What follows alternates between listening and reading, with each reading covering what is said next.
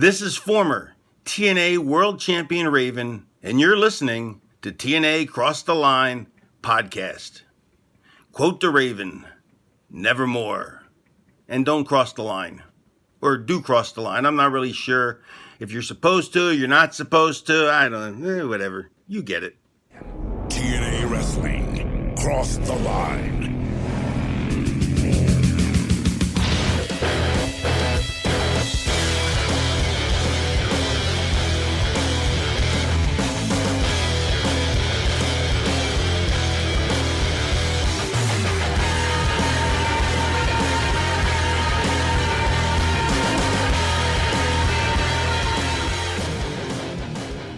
And we're back with episode 345 of the TNA Cross the Line podcast.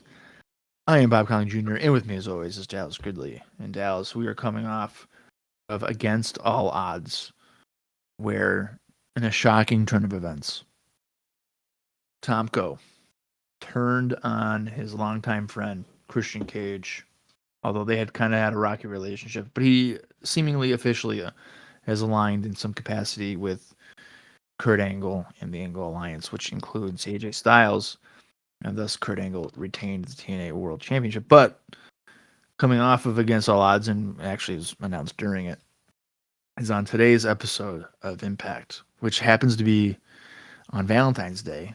And if anybody's wondering, in the past about 15 years of our friendship, Dallas has never once bought me any chocolate or anything. And in fact, he's gotten married, not to me. So we have a renewal of vows, which I don't know. Usually a renewal of vows means that typically the husband's cheated. And it's not true. It's usually what it means. Things are pretty rocky. And they're just trying to be like, hey, I do love you, and I will show it with another service. And that's what we're going to have here today, because the ever toxic TNA World Champion Kurt Angle is renewing his vows with Karen Angle. And when he announced such of ceremony, Karen, who was pretty livid towards Kurt, suddenly thought he was the greatest guy on the planet. And that kind of proves my point. You fellas, if you're out there listening, you basically get one screw up: cheat on your wife or girlfriend one time, then offer a renewal ceremony, and it's like basically get out of jail free card. Well, that would only work, Bob, if our audience wasn't 90% female. Okay, so ladies, what you can do. Actually, you know what, ladies? You can probably cheat on your husband as much as you want, and he's going to be a simp, and he's going to take you back anyway. So it doesn't even fucking matter. Yeah, what do you think Kurt's doing right now? Karen's literally going around. What do you think Dallas's life has been? I mean, his wife has cheated on him how many times? 12 times? Only the ones I didn't know about, so yeah. Yeah, so it was like about 4, I think it's like 12 to 15 times. We've renewed our vows every month since. Yeah, and I've had to dish out like $250 each time there's a renewal, because they do a whole fucking gift ceremony thing, and I'm basically broke. I had to dip into all of my stock. It's just, wow. It's insane. We're going off the rails here. It's late. Bob's drunk. He's full of salad, and we still got a whole episode of Impact to watch. Yeah, right. I am full of salad. With chicken salad, essentially. Yeah, and I'm getting there. Not a sponsor. Okay. Not a sponsor of High Noon, but if you want to, High Noon, send me some vodka, seltzers, pineapple. That'd be great. I'm half of one in. I'm doing the podcast from my desk, which now makes it significantly easier for me to then get up and grab another one. Right. So there's that. And I've also had 3 granola bars. Whoa, okay. Yeah. Okay, well, we're definitely off to the races here. And we are partying and partying hard. Yeah, that's right. And meanwhile, I'm drinking a glass of ice water. So we are getting really crazy here tonight. Yeah, great. Because you know what that means? About 40 minutes into Impact, I gotta pee. I hope not. So I'm trying not to drink it very much. Well, it's gonna happen. And I know everybody's thinking it. Yeah, I'm probably gonna have to run to the bathroom myself. That's irrelevant. I'm old. You're right. Yeah. Okay. Thank you. It just happens. Okay. Yeah. But that's okay. We do this live. We can't just cut and clip and this and that. No, we just got to keep the show going. If one of our bladders or colons needs to empty, the other one carries the show. That's just how it goes. Right. Well, here's the thing too. I mean, you could do that editing, but I mean, you just don't want to. Yeah, I don't really got time for that. I'm gonna be honest. Because like you're so busy doing what? But really, it's other stuff for this. Yeah, nothing. Yeah. Well. Anyway, let's talk about Against All Odds, 2008. Fine. It was a good show. Me and Bob liked it. We gave it a thumbs up. Now, we're saying it's a good show, even though the first couple matches were not very good. But the end part of the card, your money matches, were solid. We'll get into that, though. And I want to clarify, this is not an example of Dallas only liking one match and then thinking, as a result, the entire show is. I'm glad you mentioned that point, and we're going to circle back to that. So hold that thought, because I'm really glad you mentioned that. Anyway, me and Bob, we liked the show. We gave it a thumbs up. So, Bob, how do you think that the readers of the Wrestling Observer newsletter thought about the show? Did they get a thumbs up with us, a thumbs down, or a thumbs in the middle? I'm going to say they went... I'm going to say they went middle. 17.9% were in the middle. So I'm wrong. You're wrong.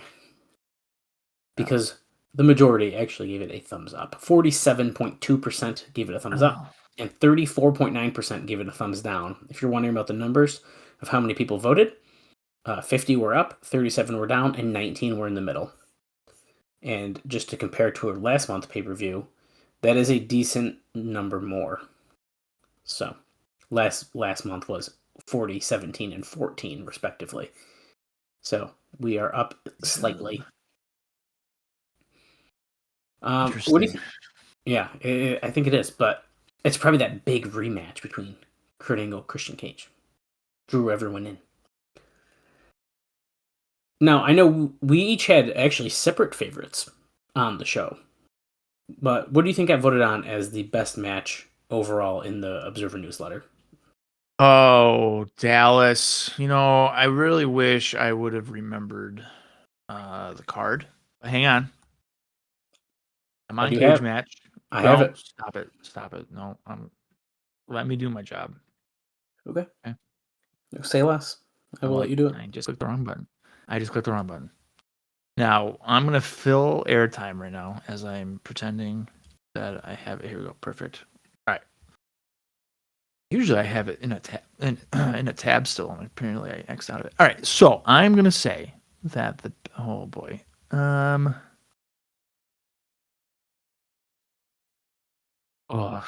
okay. So it's definitely between the last two, I would imagine. I'm going to say they went with Kurt and Christian just because they're the main eventers. They actually went with Tracy Brooks against Peyton Banks. If that was even remotely true.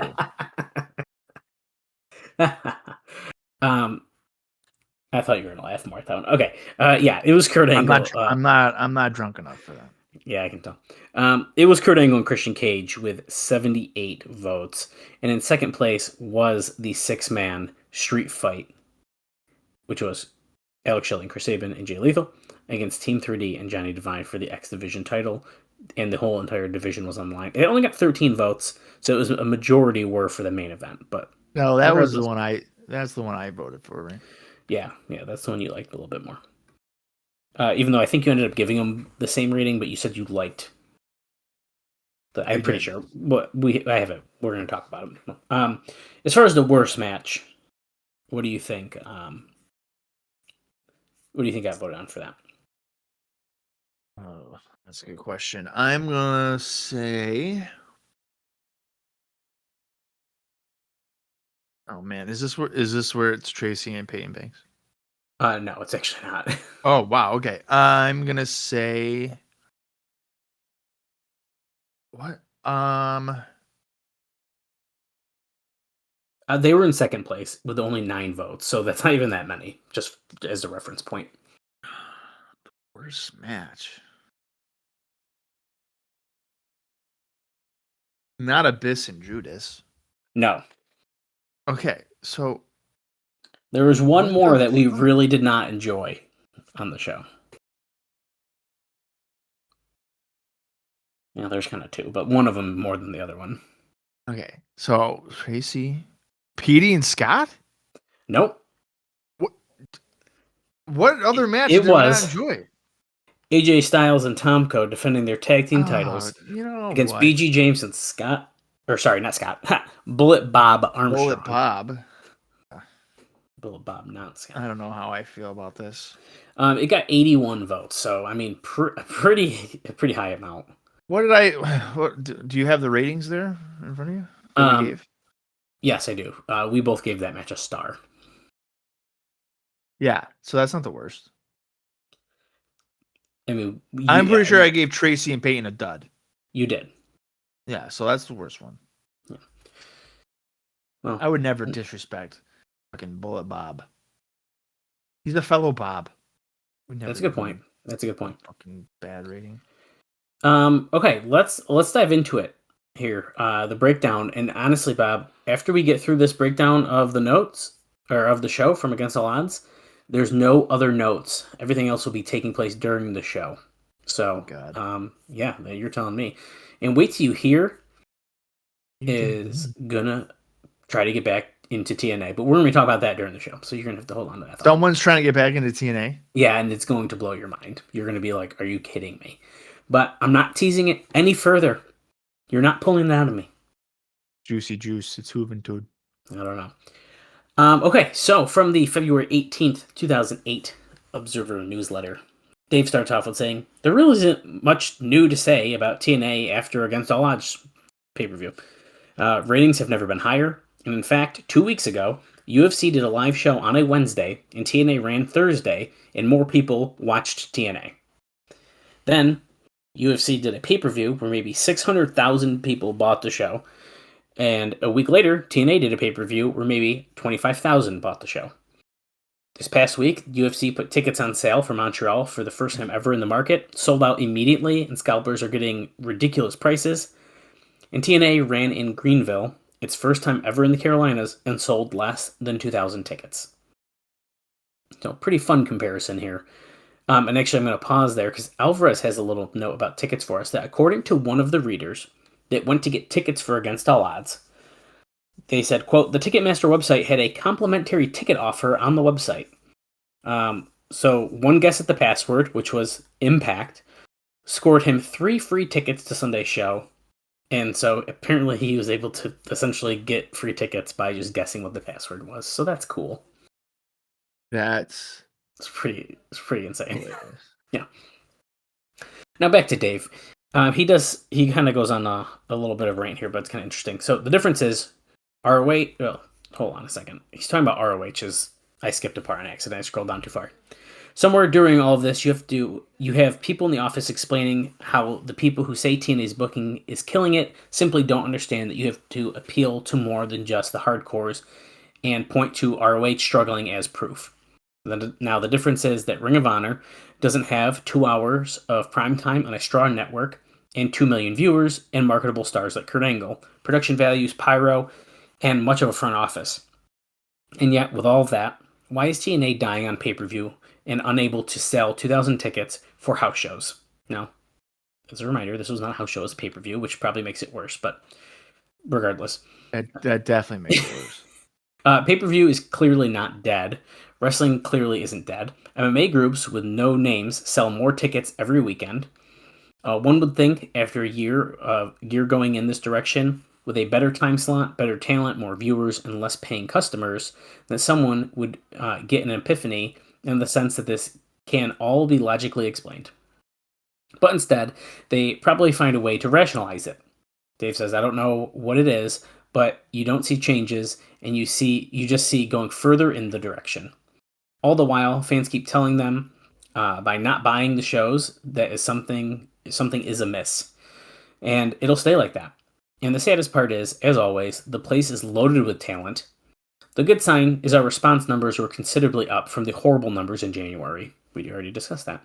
But it still didn't appear to do any kind of numbers that they were doing years ago when they had going for them on pay-per-view was a rep for production, great pay-per-views.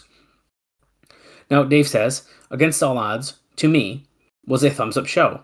And here's where I told Bob to hold the thought. He says, because of the last 2 matches. So, the money matches can, in fact, make the show good. Right at the end of the show. Well, so here's the thing. Money matches, sure. I don't think one match on a show makes the whole show good. If I were to watch, if there's a 9-match card, and then 8 of them suck, and I watch one good match, I cannot. Depends how good the match is.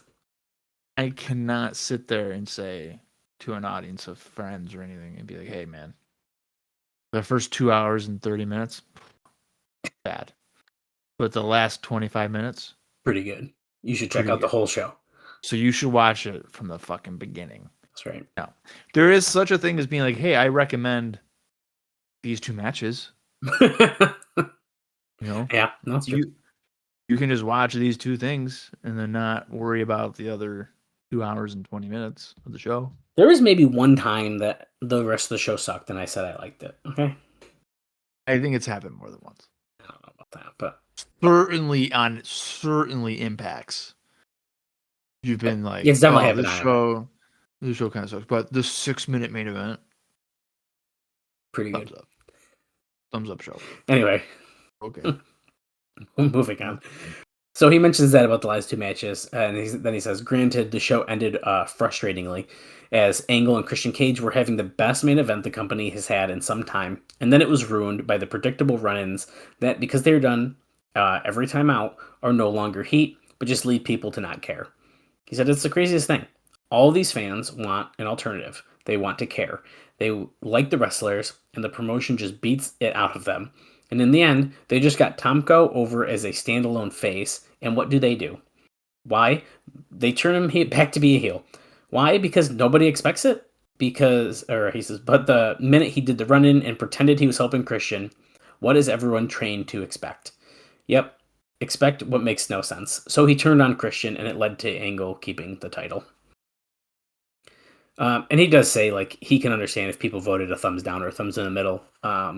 Because he understands that people can get frustrated with the lack of popularity growth after all these years in all the primetime television, stuff like that. So he sees both sides here. But anyways, skipping ahead, the show drew about 3,500 people, according to the box office at the Bilo Center. Now, this was in a 16,000-seat arena that had been giving a smaller setup. There were less than 2,000 paid, which is what we mentioned already. So they had a lot of comps. And that's with the 2-for-1 tickets that they did within the last week. So they even had deals. And then apparently some people could figure out how to get free ones. I was just going to say, somebody is definitely, they figured out the password and they told a bunch of people. Absolutely.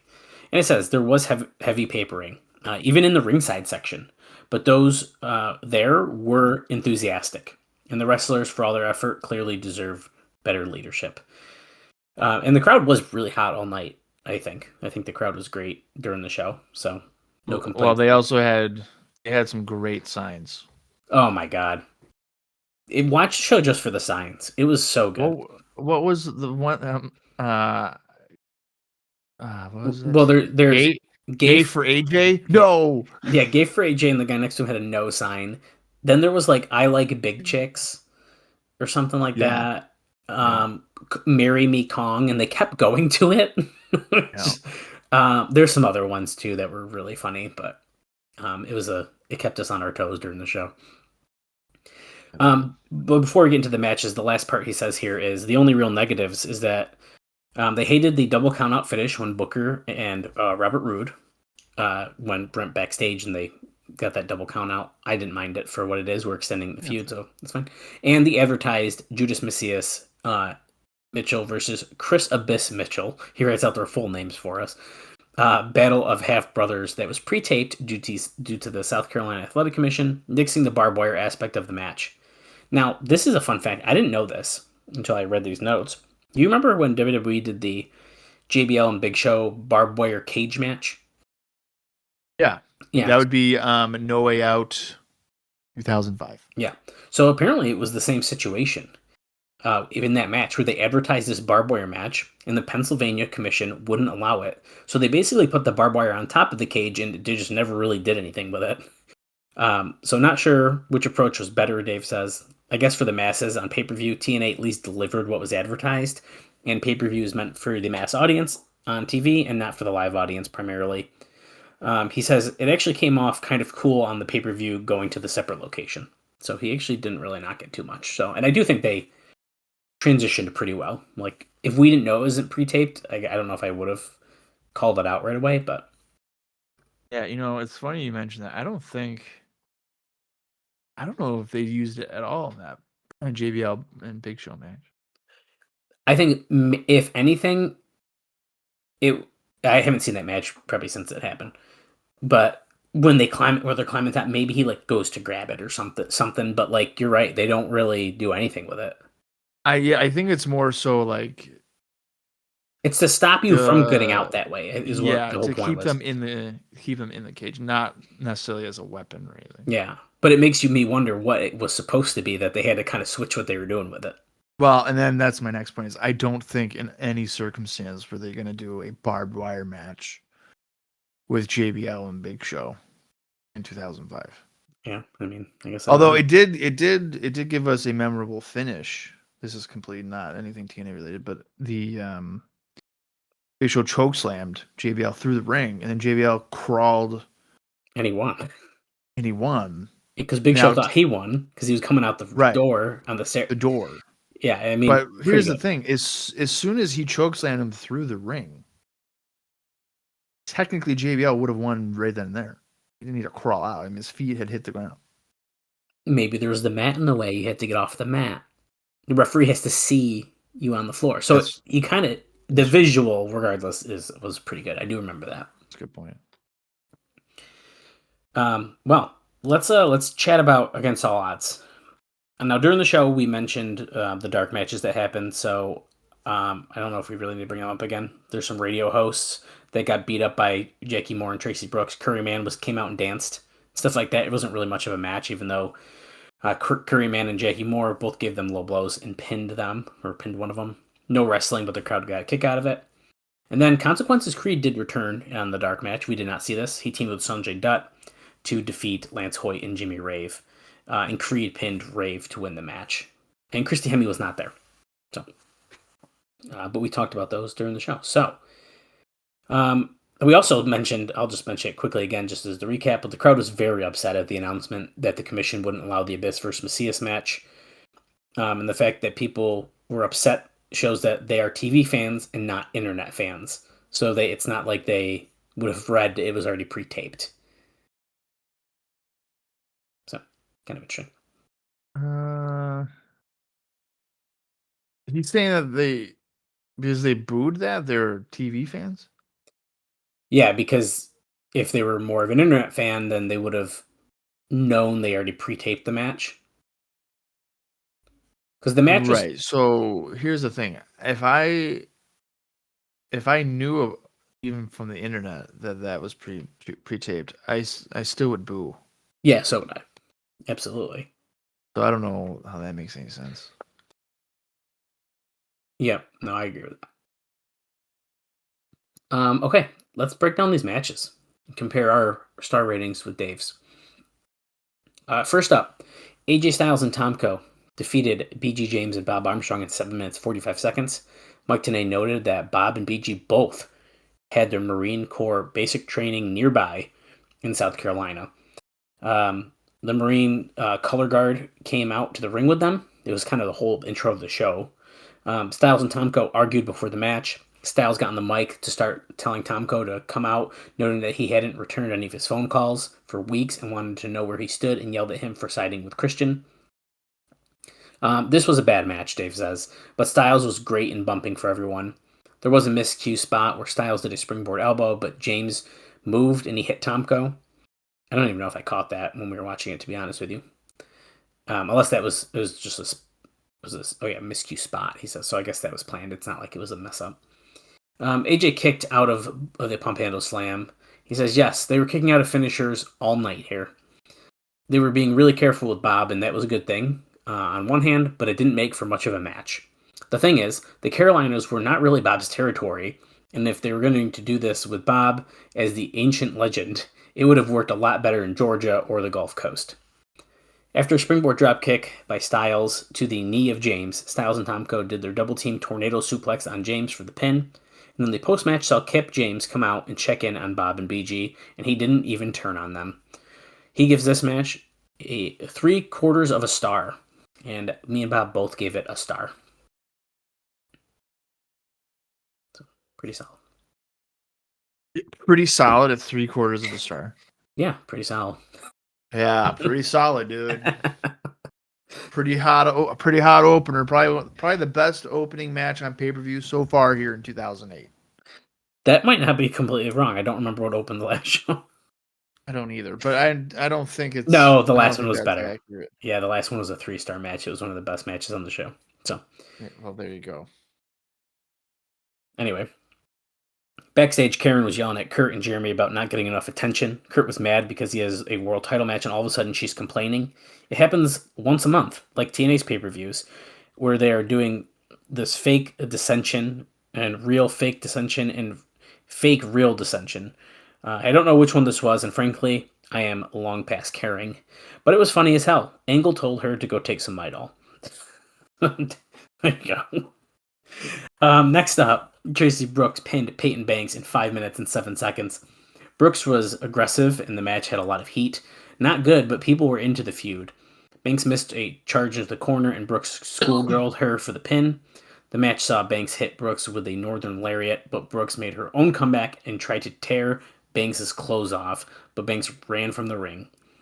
Dave gives this match a 1.25 stars. I gave it 0.5 stars, and Bob gave it a dud. Yeah, that sounds like I'm like a jerk. Yeah, you are. Next up, it was the Battle of the Briefcases, and Scott Steiner defeated Petey Williams to win both of the briefcases, one that has the world title shot in it, and the other has the X Division title shot in it. That match went 9 minutes, 24 seconds. It started with loud dueling chants. Eventually, they went back and forth with near falls for the next several minutes, and the finish killed it, as Williams went for the Canadian Destroyer again. And then we had a debut. And we'll just say it because we were saying it at the show. It was Raka Khan, a 6'2", I'm reading his description of her, a 6'2" muscular African-American woman, a former Florida state volleyball player who was in Deep South under a WWE contract from 2005 to 2006 before being cut. Who is this? Raka Khan. Oh, okay. When she made her debut. And then she distracted Williams. This allowed Steiner to give Williams a last ride powerbomb for the pin. He mentions how she looks like a complete zilch out there, other than being a big bodybuilder looking woman with major implants and less than zero personality. So he does not like this debut by any means. He gives this match a 1.5 stars. I gave it a star, and Bob also gave it a 1.5 stars. Who cares that she's there? Like, I don't think it's that big of a deal. I also think he went like really hard against her, even though she just did a distraction. How do you know she doesn't have personality yet? Yeah, that doesn't make any sense to me. Yeah, it's kind of like I said. He just went hard at it for no reason. After that match, the comedy continued. Jeremy Borash was telling Kurt what a ladies' man he was and giving Kurt advice. He asked Kurt what Thursday was. Kurt said iMPACT. He kept asking him, and finally Kurt figured out it was Valentine's Day, and Borash told Kurt to renew his vows with Karen on iMPACT. And, as Dave notes, wrestling weddings do traditionally equal ratings. So, Yeah. Should we get a little pop there? Yeah. Now the ratings will be good, but typically weddings in wrestling do not go well. That's exactly right. Maybe ever. I don't know if they ever go well. Do they? Trying to think. I don't think so. Even like Macho Man Elizabeth, I mean, they did do the ceremony, but then there was a snake, Right. literally. Right. So Mm-hmm.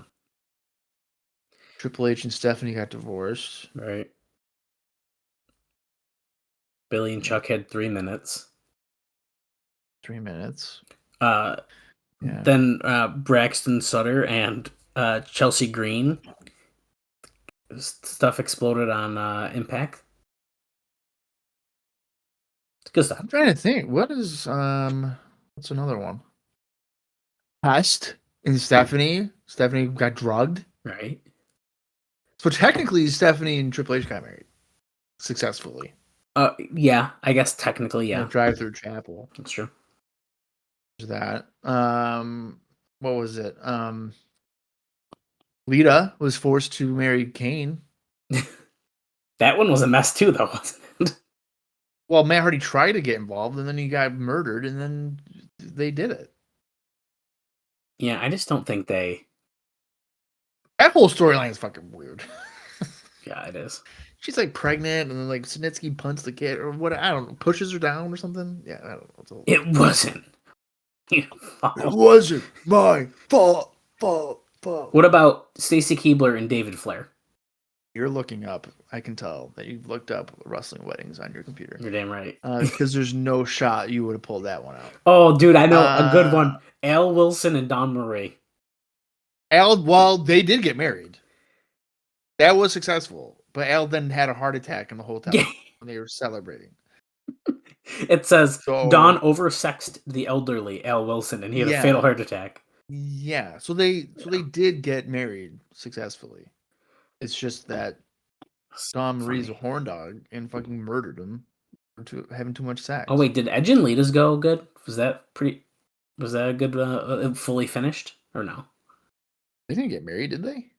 Yeah, on Raw. There was a sex tape. It's a live sex celebration. I know that. Kane and Lita were married, and they were getting. I'm not reading this whole thing right now.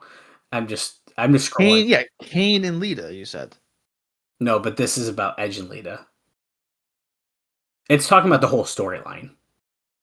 Oh yeah. Because then Lita turns on Kane a few weeks later. She threw her wedding ring down the toilet. Edge and Lita's marriage ceremony was broken up by Kane. Okay, so no, it did not go well. Oh right, yeah, okay. Yeah. Wow, she got married like twice in the span of like a month. Yeah, that's crazy. Or like a few months. Yeah, I guess so. They love their weddings in WWE. It's about a year later, but yeah. What about Teddy Long and Crystal Marshall? Yeah. There's what are other ones? Are we just gonna name all the weddings that have taken place? There's a couple that we'll see.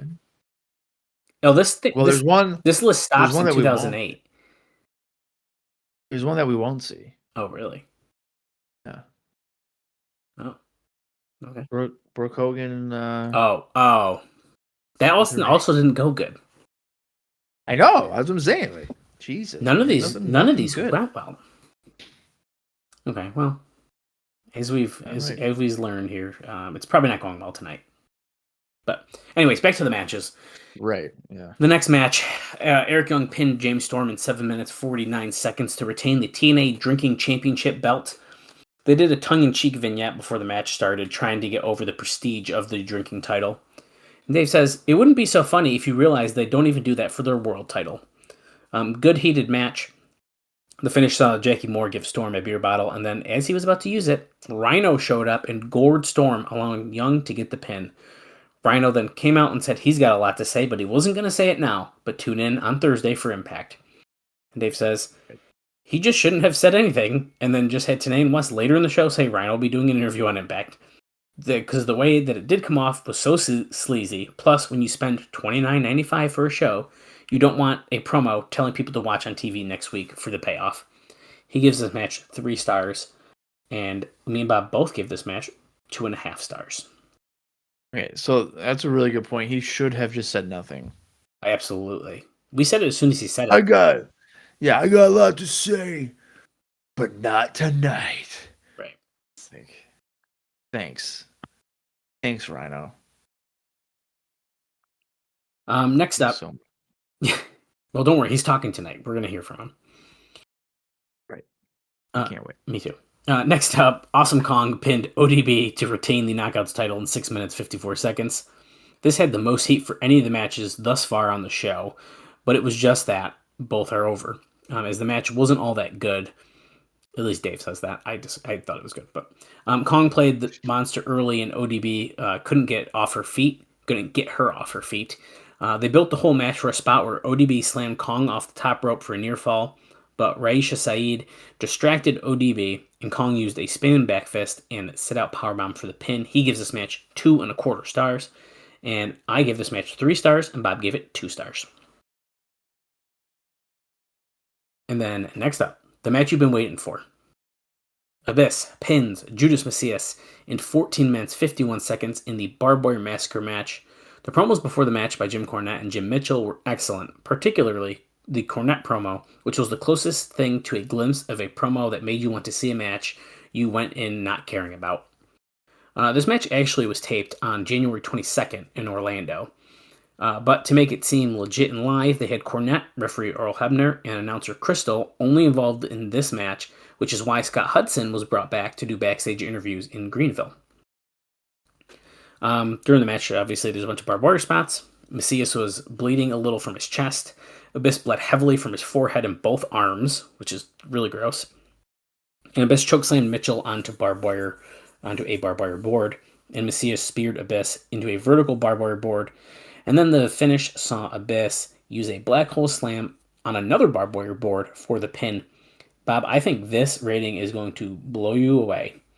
Dave Meltzer. He's going to give it. I'm going to say he's going to give it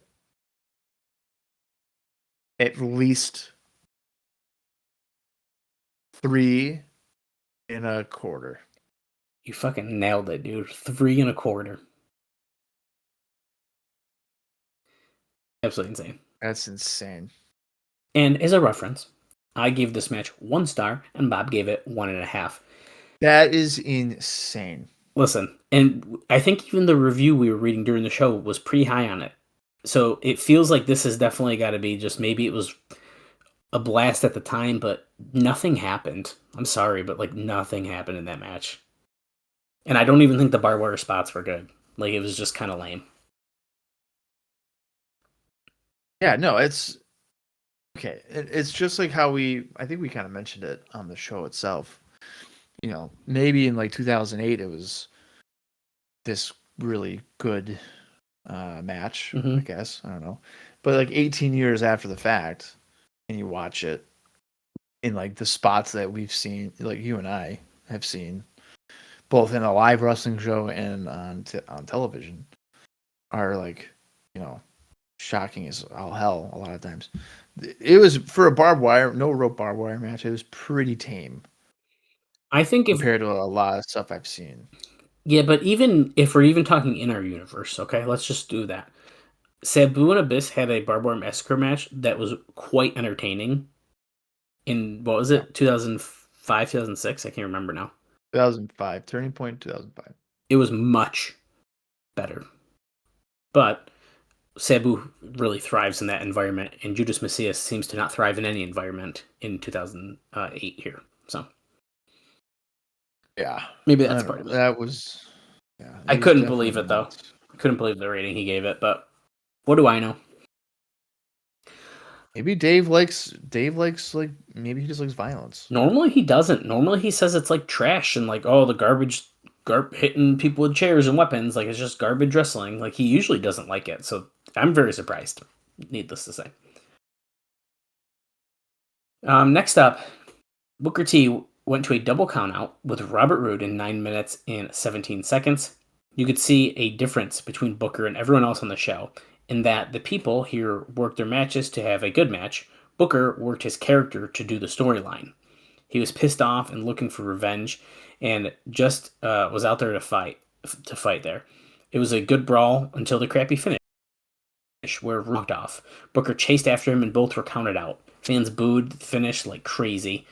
Booker chased Rude to the back where he jumped into the driver's seat of his car, throwing Peyton Banks out of the seat and onto the parking lot, and then he sped away. He gave that match 2 3/4 stars. I gave it 2.5, and Bob gave it 2 stars. Okay, so I mean, typically I feel like on these certainly pay-per-views, I tend to like not be a fan of non-finishes. But in this case, I think it's fine because we're able to kind of drag it along without Rude eating another loss, because he has lost on television at least once to Booker, right? Yes, I believe. At least once. Yeah, at least once. So the end game here, I think is we're trying to get to lockdown, is what I'm gathering. I think that this sets up a chance for a match at Destination X between the two. Yep. And I think it is very important for Rude to beat Booker T. Well, to justify the cage. There's also a chance that they might do a mixed thing we were talking about too. Right. Which I mean that that's how you could get the win. Oh, for sure.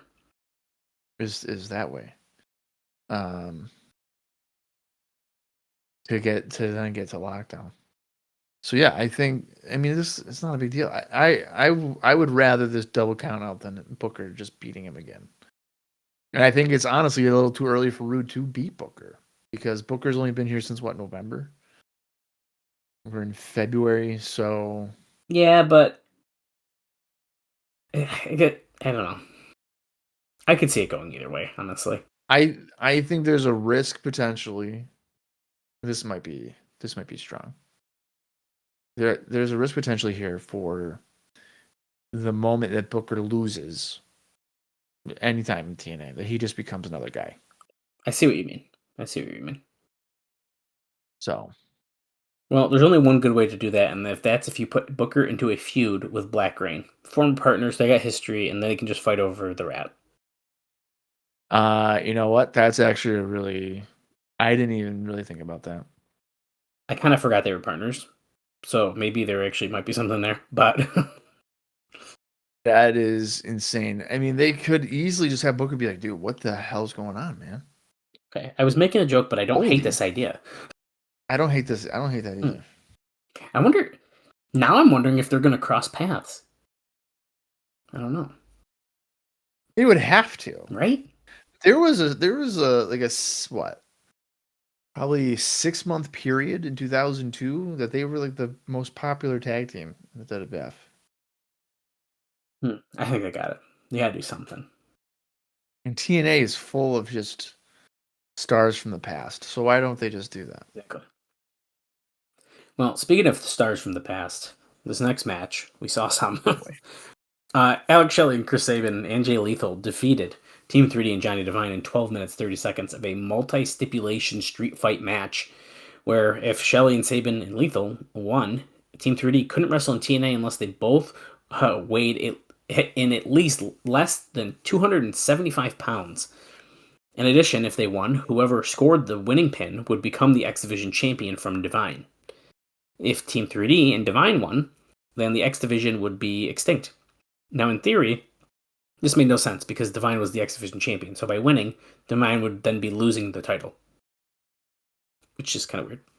Now, of course, this was never brought up, and in fact, Dave says, I didn't get so much as one email asking about which of the shows people expect TNA to do things that make no logical sense.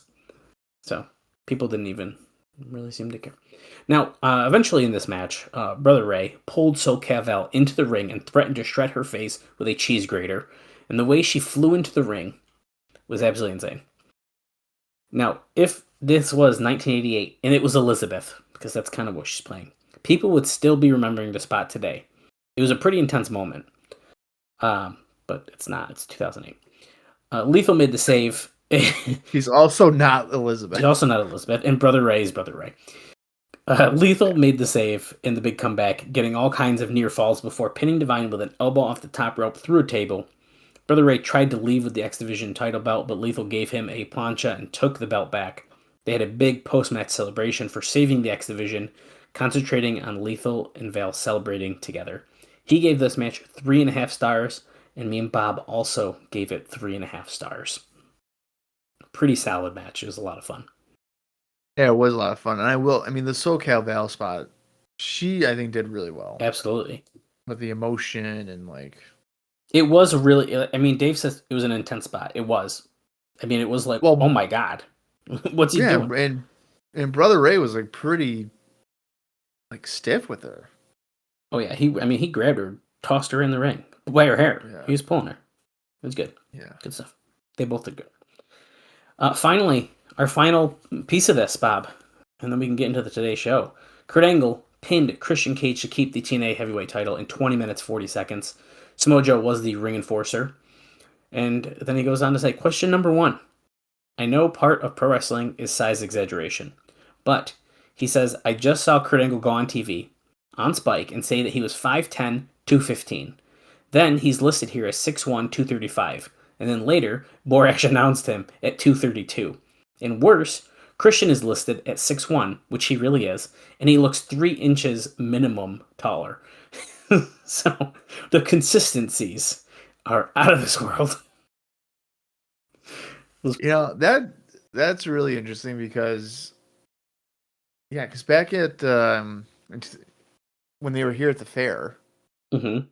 I remember I think I already told the story, but I was going to Chicago and I walked past Christian at the airport and I saw Daniels at like the counter or whatever. But I'm 6'4". I would have thought Christian was 5'10". Oh, really? Or 5'11". Yeah. Like obviously he's shorter than me, whether he's 6'1" or whatever, but right. Like it seemed like it was more than just 3 inches. Yeah, well, it's pretty funny. I like how different Kurt Angle's weights and stuff are changing. It's pretty funny. Okay, so during this match, Christian eventually went up to the top, but Angle climbed up and used the Olympic Slam off the middle rope for a near fall. Christian came back with an unprettier for a near fall. And then right about this point, the match was awesome. It didn't matter what they did with it. And then referee Andrew Thomas went down. And then it went from being TNA's best match in a long time to every other TNA main event that by the time it's over, you really don't care. Now, I sort of disagree with his sentiment here because I actually still enjoyed the match, but regardless. Christian got the ankle lock on Angle, and then Angle was about to tap, but Joe jumped in from being the enforcer, and Angle couldn't tap. Karen Angle slaps Christian. Kurt went to clothesline Christian, but instead crashed into Karen. Christian used a schoolboy for a near fall. Joe then carried Karen out of the ring and dumped her on a chair at ringside. Styles then hits the ring, but Joe attacked Styles and chased him to the back. And the timing, when Styles was going to do the springboard flying forearm, where Joe runs from setting Karen down and grabs him, was incredible. Perfect timing. Angle then grabs a chair and then went to hit Christian, but Tomko jumped in the ring and stopped Angle from using the chair.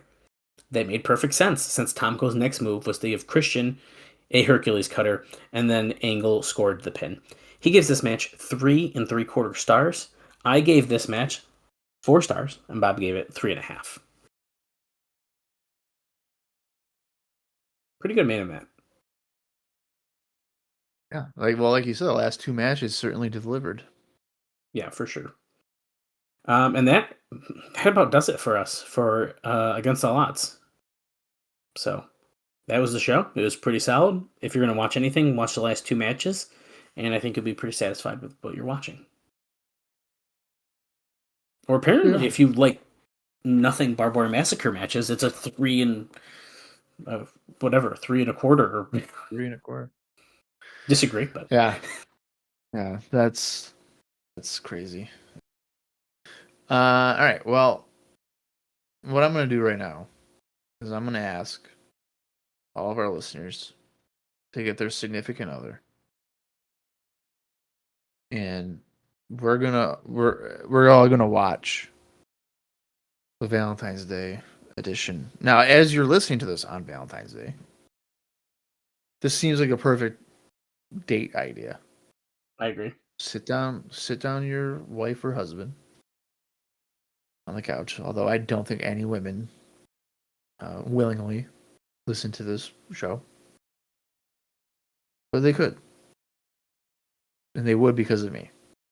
Let's just face the fact. But grab your partner, sit down, get a headset in, watch along. So get TNA Plus, cheap plug, to watch this edition, Valentine's Day 2008, the renewal of vows between the angles. Our approximate runtime for our version is 1 hour, 24 minutes, and 54 seconds. And again, if you want to watch along with us, TNA Plus will do it, or if it's in your own personal collection, that should do the trick as well. I'm going to count down from 3. And when I say play, that is when our live watch shall begin. So here we go. 3, 2, 1, play. And we're kicking off with that normal TNA intro, as we always do. It's been the same, hasn't changed. It even still has Jeff Jarrett in it. Good. He's the founder. It's true. We're seeing some video highlights from the show here, which is usually not something they do. Usually you show the little pictures. As we were doing this, though, Bob, I will tell you about the explosion match, one of them that was taped on this episode. And it ends up airing on February 18th, 2008. And it's Robert Roode defeating Kaz. The KAZ is on fucking Explosion? Yep. White Sunshine, unfortunately, is on Explosion. I don't even know what the hell that means. White Sunshine? What is that? That's when he dressed up as when he was making fun of Black Rain a couple weeks ago. And he had the face paint on. Oh. He was White Sunshine. Oh, that was his name? Yeah. Oh my god. Instead of Black Rain, it's White Sunshine. I remember that. So it was corny. And he had Kaz written on his face. It was not great.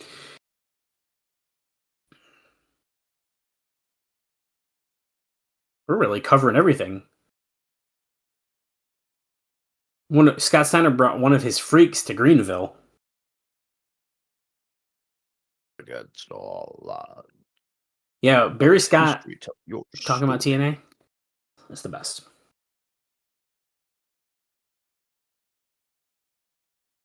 There's Kurt Angle, remaining champion. Are we going to cut to a backstage segment? Till Death Do Us Part. That's the name of the episode. And look at this. Karen has arrived in her wedding dress with JB in the limo to help her. Like he's the maid of honor.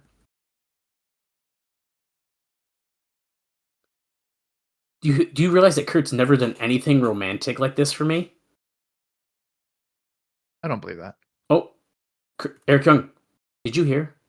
He's got to wrestle a real life. Oh God, he's got to wrestle a real life monster, and it's Rellik, and he says that's killer spelled backwards. Which we haven't heard them say since we've seen him. They said it like the first time, and that was it, I think. No, they say it every time he wrestles, I feel like. They went at least a couple matches and they didn't mention it, but we kept saying it. Yeah, we got that. So Eric Young thought he was being chased by Rellik, and so he ran up to JB and nervous. He just laughed at JB being the maid of honor. And here's the real Impact intro, not just the TNA intro. We got 2 intros. I don't know what to tell you. It's just the way it is. I mean, it's a good intro. You heard it in the beginning of our episode. It's been our theme for like 3 years now. Eventually it'll be updated when the time comes. Oh yeah. That's right. We have what? That's like the last one, right? There's like one more. There's one more for us. Yeah. Abyss for Scott Steiner tonight, and Awesome Kong versus ODB in a knockout street fight is happening tonight. So those are some couple fun matches we got going on. Rellik's coming back. We have renewal of the vows. We're gonna have some big guys beating each other up in the ring. Oh, Jim Cornette is in the ring. They're going to try to sign Samoa Joe to the most lucrative talent contract ever. Nothing will go wrong tonight. We've got it figured out. That's good.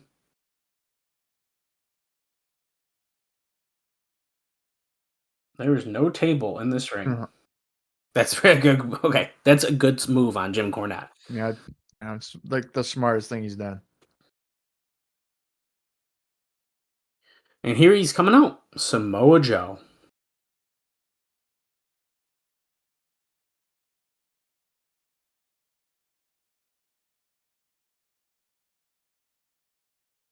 Oh, he's ready, dude. He's ready to definitely sign a contract in his ring gear, with tape fists. Yeah, he's ready to wrestle. He's definitely not going to beat anyone up, I don't think.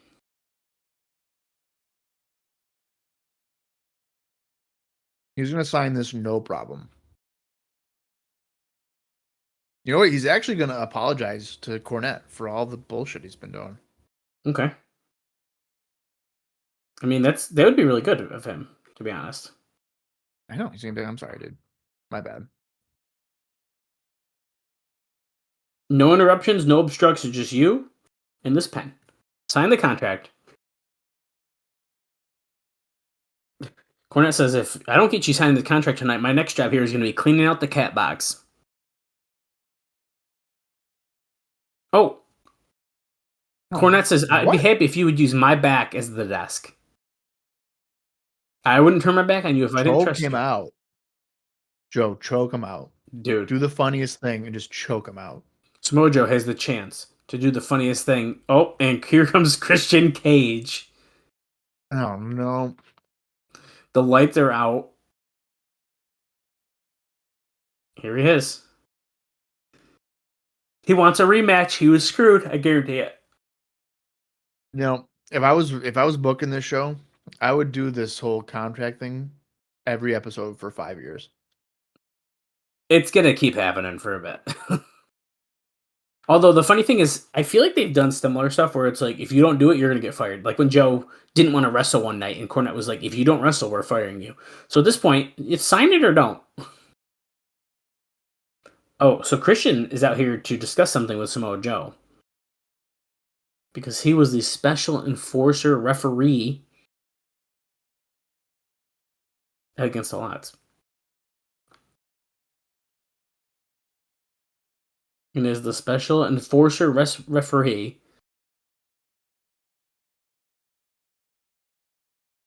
He's supposed to secure a fair fight.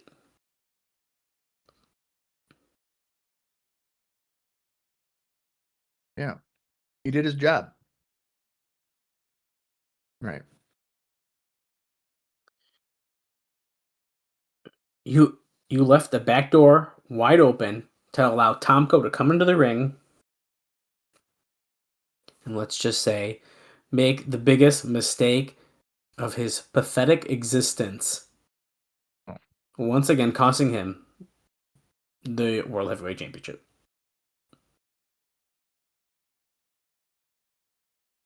Well, he's saying it's on him, so he shouldn't have trusted Tomko. I mean, That's his bad.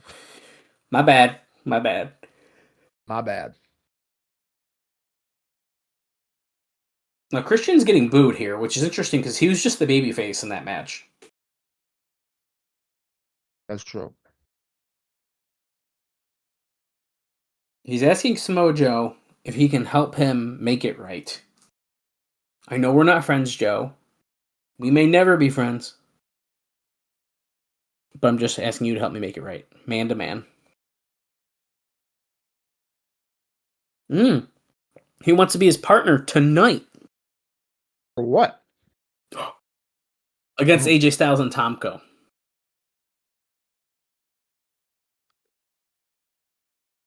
I want you to help me take them out. Now, if I was Christian, what I'd say is, I don't need a friend. I don't need a partner. I just need my brother.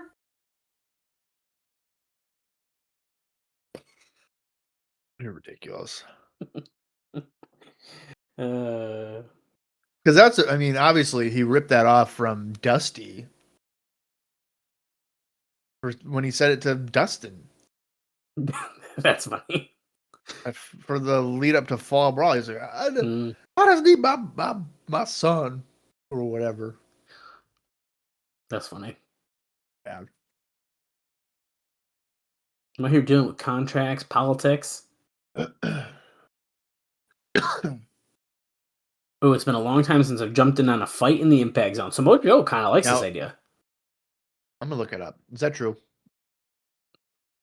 I don't know if he's The enemy of the enemy is my friend. Is that right? Is that the right quote, or is that wrong? the enemy of my enemy is my friend. Yeah, that's right. Okay. The last time Samoa Joe was in a fight on Impact was basically a month ago. So it's not really that long. It's when he lost to, ironically, Christian Cage in a three-way elimination match. Oh, yeah. At the pay-per-view in January. So, I mean, that's a decent amount of time because he was wrestling pretty consistently for a while, and he's just been doing this for the last couple weeks now. it's been a month. That's a long time, bro. No, it's not. A long time is like, oh, hey, I haven't wrestled in 3 months. I don't know, man.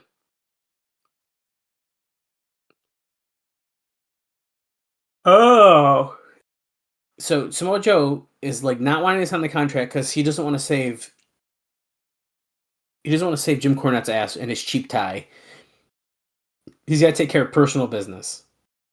That tie isn't even cheap. He actually has it tied. It's not a clip-on. It does appear to not be a clip-on. Now, fun fact, Dallas had a clip-on for when he got married. No, I did not.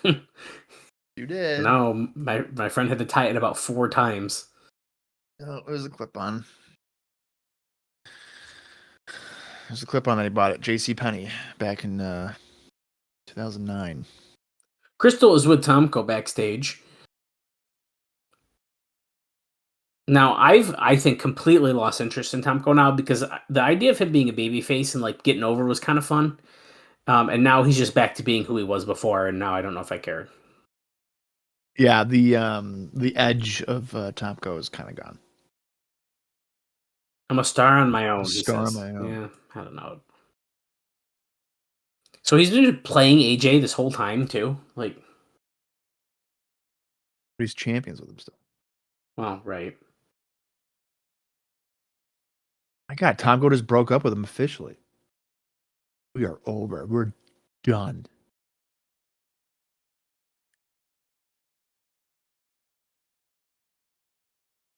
He's gonna have a little chit chat with Mr. Angle.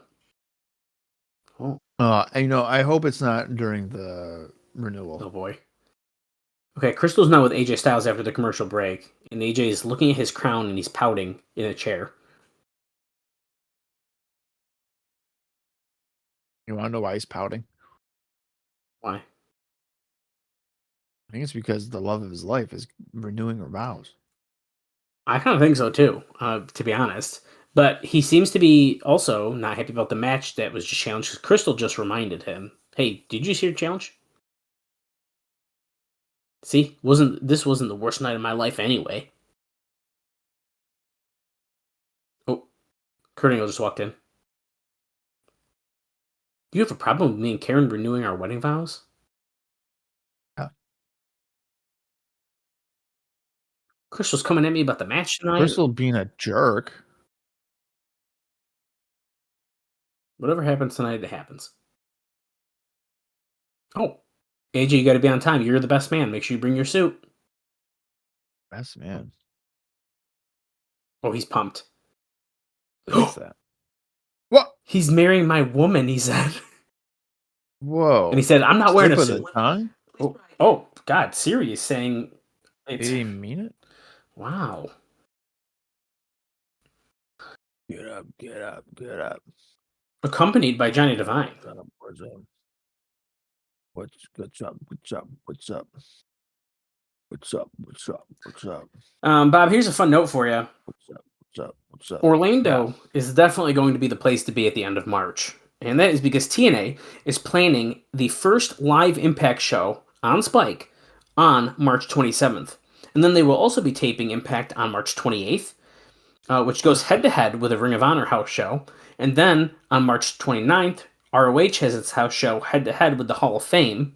Then on March 30th is WrestleMania, and the 31st is Raw, also in Orlando.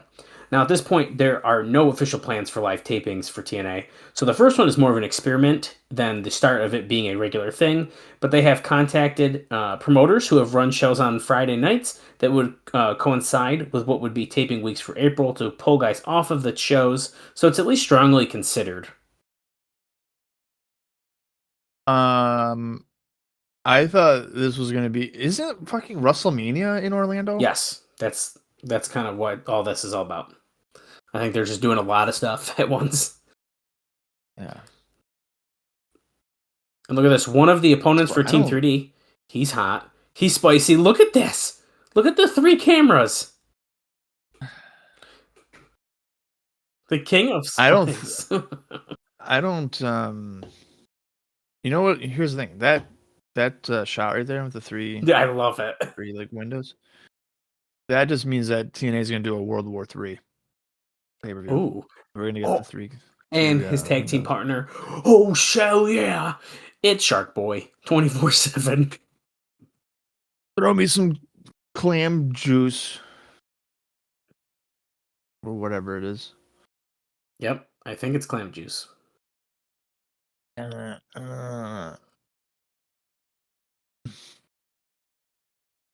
Oh, shell yeah. Oh my god, that old guy right there was fucking thrilled. Oh my god, they have to do the weight thing. Oh my god. Oh my god, they have to weigh these fucking guys. Earl Hebner has a scale. Earl. After losing the match against All Odds last Sunday.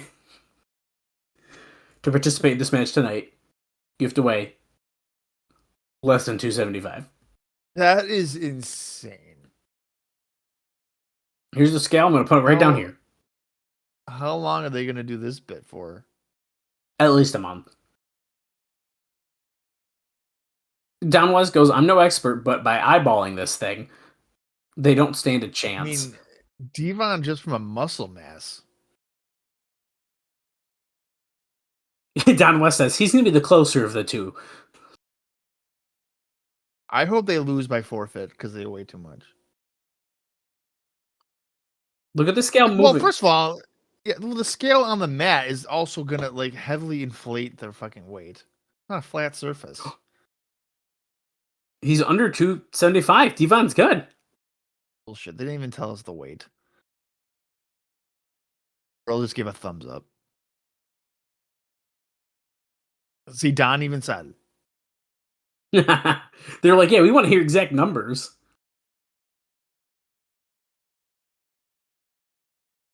Don West says, I don't even know if the scale will register. That's silly. Look how slowly Brother Ray's getting on it. Oh my god. Uh-oh. Earl says no. It's a no-go. So Brother Devon is good. Brother Ray, not good. Wait, he's taking off his flannel. Now he should be good.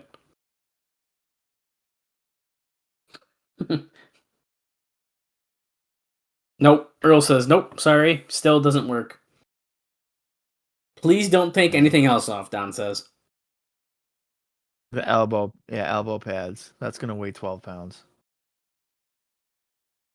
What's it say now? Look at it. Earl just laughs and says no.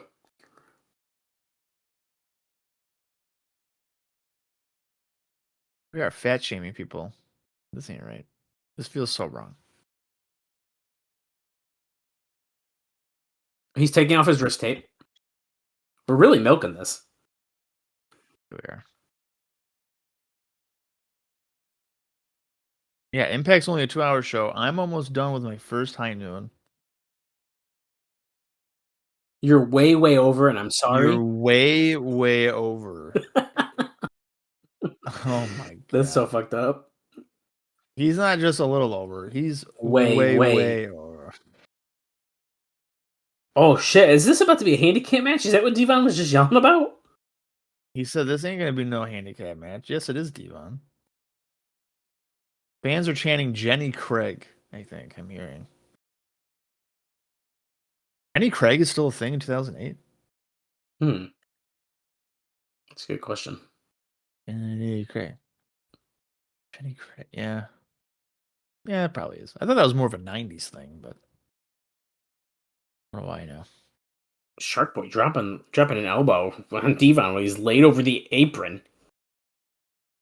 That's Stone Cold Shark Boy. Shark Boy 24/7. Come back with the Fez Prez. Right. Boom, boom, boom. Laying in those punches. Oh, shell yeah. Oh, shell yeah. Dropping the Finn, but Oh. Devon moved. He missed the Finn. And, well, warm arm slam down. Hey, Vtex TNA to 76,000. Sign up for the free week of TNA Mobile. I think you just saw a 7 and a 6 and immediately was going to do 6-7. Yeah, 6-7. Your brain. And then they go like this or something. I don't know. I'm not a loser that knows that stuff. You go around work doing it. Come on. Who are you fooling? I'll have you know that you're right. Oh, I do. Okay. In my work meetings, whenever there's like we're going through numbers or something, like today, for instance, they mentioned like 67, and as they said it, I did this. And like 3 people saw me, and they started laughing, and the fucking boss was like, "You guys got something to say?" And we were just like, "No, Nope. Don't. no idea what you're talking about." It's crazy. Brother Ray getting involved ringside as Rudy Charles' back is turned. Roll Shark Boy back in the ring, going for the count. Speaking of Rudy Charles, Bob, I don't know if you saw, but I thought this was kind of a little touch. So AJ Styles is quote unquote retired now. Is what they're trying to tell me on the internet. Allegedly retired after he lost to Gunther at whatever show, Royal Rumble. Rudy Charles was the referee of that match. So if in fact it is his final match, or even if it's his last match in WWE, Rudy Charles was the referee for it. Well, now here's the thing. Okay. I feel like Andrew Thomas works for AEW, and I know he's not a referee. He's in production now. But if AEW were to go ahead and just get AJ Styles, they could probably be like, "Hey, Andrew, You want to ref? You want to ref again? You want to take one more bump? We could have one more. Yeah. How about a rough bump? Well, for old time's sake. I'm sure that if we looked it up, I'm willing to bet that Andrew Thomas was the referee for the first match in TNA history, which featured AJ Styles. I don't know. I don't know who was the referee for that match. Oh shit! Brother Ray just smashed the scale over Curryman's head. I'll look it up. Go ahead. And Brother Devon gets the pin on Curryman. All right. TNA. Oh, damn it. TNA. I just saw the Destination X poster on the guardrail, but I missed it. It's just Crystal's outside of the impact zone with Booker T. Hey, Booker, the show's going on in there, He's worried about if Robert Roode is going to show up tonight.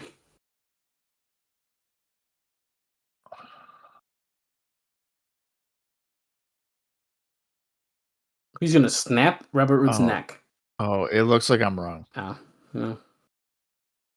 Do you know who the referee was for the first match in TNA history was? Is it Posey? No, worse. Posey's not even bad. It's worse than that. Yeah. Worse than that. Yeah. Are they still here? No. I don't think so. I don't know then. Rellik is talking? Yeah, what? He's gonna suck out your He's gonna brains. suck out his brains with a straw? He's gonna rip out your heart and eat it after he punches a hole in your chest. He's also, it's like a little highlight video, but he's being interviewed. There's a microphone in front of his face. He's not just like talking to the Yeah. camera. No, he's being interviewed. I'm gonna stir with the finger I bite off your hand. That was awful. That was weird. The first referee for in TNA history was actually Slick Johnson. Oh, I was gonna guess that. He's here. Is he still? I don't know. Yeah, I'm drunk. But I was wondering. Oh. But I'm kind of that's kind of surprising. I'm very tired, but I'm not drunk. Well, good. I think I gotta get my second high noon though. Good thing we only have an hour left. If you're following along, we're 24 minutes and 40 seconds in the show, Yeah. which means exactly an hour and 10 seconds remain. I could drink at least 2 more high noons at that time. You better go grab one then. Or if this was your wedding, I would have had probably 4 vodka crayons, yeah. Okay, we're gonna take a look at Barbed Wire Massacre. So Bob's not gonna miss a damn thing as he struggles to get up to go get his high noon. When that barbed wire cuts into your skin, Mommy won't be there to save you, he says. This is Jim Mitchell talking.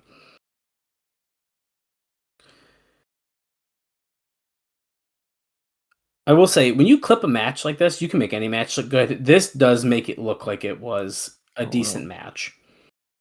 But it wasn't. It was not good. Oh, here comes Big Papa Pump. Big bad. Booty daddy.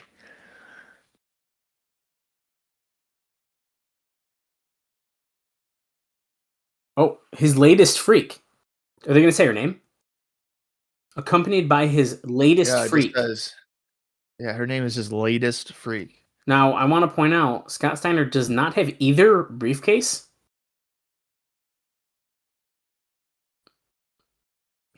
He has possession, but he does not have them with him. Well, what does he need them for? To show that he just got him. You don't need him. He's fine. We need to bring his number 1 freak, not just his newest. We need his number 1.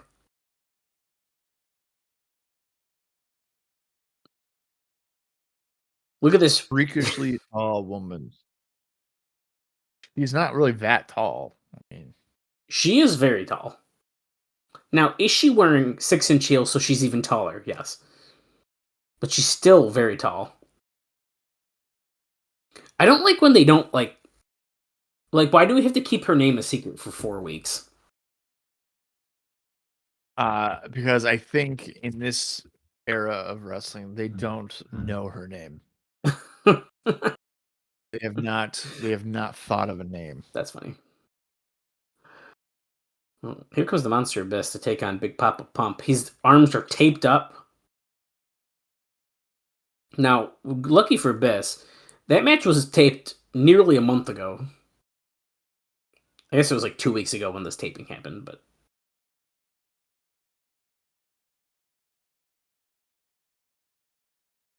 he just keeps looking at the tape on his arms. Why? Why? I'm cut up. Look at my arms. To like just constantly remind us that he was in barbed wire. Like, okay. Just get in the ring, bro. Come on. Just put the fries in the bag, man. Jesus. Let's get this going. Look how long he's taking. He's so like dramatic, dude. You're a hardcore wrestler. Just do it. His song's restarting. Oh my God. Yeah, it's ridiculous. Bob, do you know? I'm sick of waiting for this. So, do you know who Bob Knight is? Yeah, the coach. Yeah. Well, Bobby Knight. Don't worry because he's a Bob. Of course, I know him. Apparently TNA.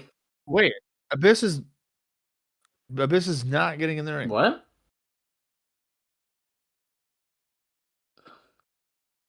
Chris, what are you doing?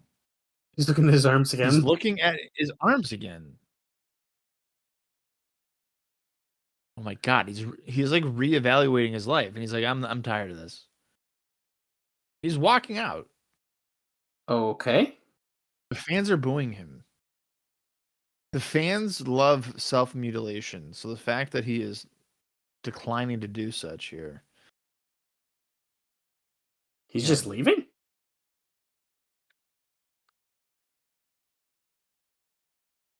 Oh, he's taking the mask off. Dude, he's fucking Kane, dude. He just took off his mask. Kane is taking off the mask. And he threw it down and he's leaving? The crowd's booing him. Like, really bad. Whoa, okay. Okay, well, after that, hey, you know what? Come to Destination X. We went to commercial. We let it soak in. Okay, well, now I'll finish. Sold out house show they just pointed out in New York. Well, TNA did a little stunt last week offering a head coaching job to Bob Knight, who resigned last week as the coach of Texas Tech. Oh my god. TNA offered him a head coach. Yeah, they wanted a little publicity stunt. That's what they were doing here. In what way would he be a coach? I don't know, but in the press release that Jeff Jarrett was part of, he said that TNA offered a lighter schedule than college basketball. So it's like a joke, like, oh, you want to come work with us? I get it. But yeah. Now, here's the thing, though. That's not even true, because technically TNA would have more shows than a basketball team has games. Oh, Scott Steiner didn't come out here just to look good. He came out here to kick somebody's ass? Or did he say choke? Oh, he almost just messed up the pay-per-view name. Yeah, he almost did. Is she taller than Scott Steiner? I think because of the heels, yes. And her hair is huge. Her hair is very big. From here on out, things are going to go his way. We're doing things the way Big Papa Pump does them. Yeah. And since we're doing things my way, he brought his favorite freak, Raka Khan. Okay, so we did not keep it a secret too long. That's good.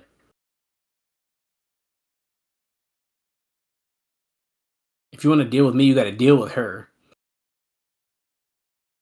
He says, nobody touches my freaks. Not even you, Kurt Angle. Anybody who wants to come out here and get your ass kicked, come out here right now.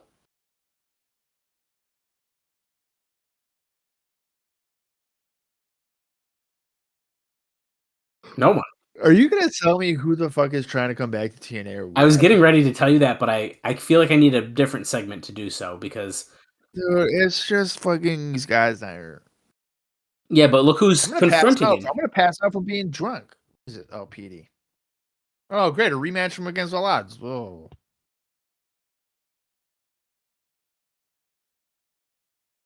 Last Sunday at Against All Odds. What did he just call her? Cloverfield, like the movie, The Big Monster? Movie. Yeah. God. Cloverfield. You think I might be little Petey Pump and I'm in your big Papa Pump? And he says, no, I'm Maple Leaf Muscle. He's the definition of definition. Which I like that name. I think that's funny. The definition of definition. I'm the winner and you're the loser. And Petey is now running to the ring. Yeah. You loser. Jumps in, little lung blower. Hey, we got a match. It's official. Bell has rung. Okay, you want to know who's trying to come back here? Okay, can I try to guess? Yes, but I would be quite surprised if you're able to guess this one. They have not been here in TNA in years. Like since the Asylum? I do believe they appeared very briefly in the Impact Zone. Dude, I know who it is. Go ahead. Fucking Big Vito. No, dude. Damn No. it. That's a good guess, though. Okay, so is he a former WCW superstar? No way. WWE? Nope. ECW? Nope. What if I told you he is a former Survivor star? Johnny Fairplay? God. Are you fucking kidding me? Yeah, so Johnny Johnny, get out of here. Fairplay claimed on the Ron and Fez show that he was going to sign a TNA contract this week. Fairplay was the first person eliminated during the new season of Survivor on February 7th. He asked the people to vote him off because he wanted to be there with his girlfriend as she was pregnant at the time. He wanted to be home with his girlfriend. Fairplay had been talking with Jeff Jarrett and Dixie Carter, who didn't realize he was being booted out after only 1 week, and also wanted the story kept secret while they were signing him. Fairplay suggested an angle to Vince Russo where he'd be a babyface coming off the show, since he'd basically asked for people to vote him off to be with his girlfriend who was pregnant. But then, it's all a swerve at the end and he goes heel. They liked it, but when he said he was going to sign, apparently everyone got cold on him. He was announced to the crowd at television at this taping, Bob, on February 11th. But it appears he's in. The word is that virtually nobody in the company was in favor of it, but even though everything that has gone down for whatever reason, Dixie Carter loves him.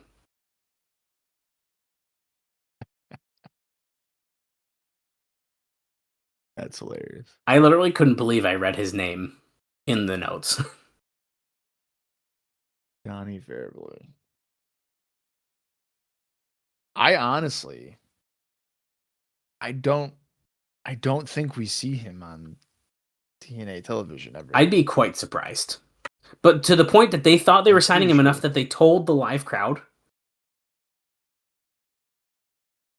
Right, but they were to a nice tornado DDT there by Petey. By the sounds of it, I think like Jared and Dixie thought that he'd be on Survivor for more than.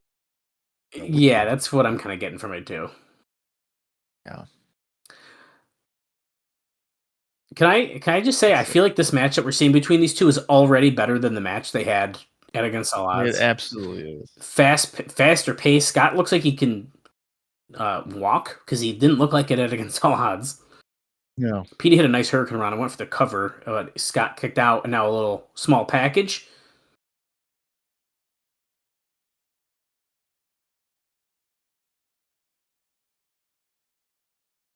Yeah, and Petey. You know, one thing that Petey doesn't do anymore is stand on people's groins in the corner. Oh shoot! Yeah, the O Canada. Oh, Canada. He could do it in Flex. He could do the same thing. Is he going for the Canadian Destroyer on Scott? He's gonna do it. He's gonna do it. No. I think Scott would take it. If I was doing a fantasy booking, I would write it in. Yeah, just how like Hulk Hogan would take a middle rope last call from Scott. No, not let's call Fall Away Slam. It's the last call. That's what he calls that. Are you sure? Yeah, I'm pretty sure. I don't know. Can you look that up? It's not my fault. It's not my fault that D'Lo Brown being the world champion was more compelling. Literally, it's one of the biggest blunders in our friendship that happened. I'm literally watch this. I'm gonna text in our group. Austin, remember when Bob made us lose the fantasy booking because D'Lo won the belt? I can confirm that Scott Hall's last call is a reverse fallways. Oh, okay. Well, I guess I didn't know it had a name. Yeah. Well, Scott Steiner just beat Petey. And that was because Raka Khan distracted him when he was up on the rope, and Scott took advantage. I think I've had too much alcohol and I might vomit. Are you lying? I don't know yet. Go get some water then. We still have. Okay. Yeah, you know what? We literally have. You're right. 46 minutes left. Listen. You're right. I will get some water. Oh no. Oh, no. No, that's not water. Well, I guess technically there is water in it, but There is water in the ingredient. do you work tomorrow? Absolutely not. I wouldn't be doing this podcast right now if I was working tomorrow. Oh my god. Oh, I'm off tomorrow. Well, Scott That's Steiner. why I said I would do the podcast today instead of tomorrow. I want to enjoy my day off tomorrow. That makes sense. Scott, just a little mutual respect. Pick Petey Williams off the ground. Let's send it to Crystal in the back. It was with Kurt and Tomko. Stop, Kurt. Cross the line on Sunday. First, you got Joe and Nash. Now, Samoa Joe and Christian Cage. This is not good. Dude, I know. I know what it is.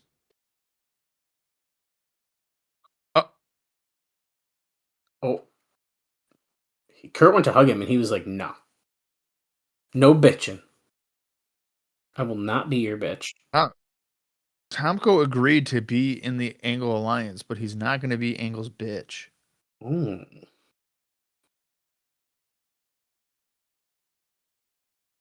Also, have you seen AJ at all? No, I haven't seen him in a while.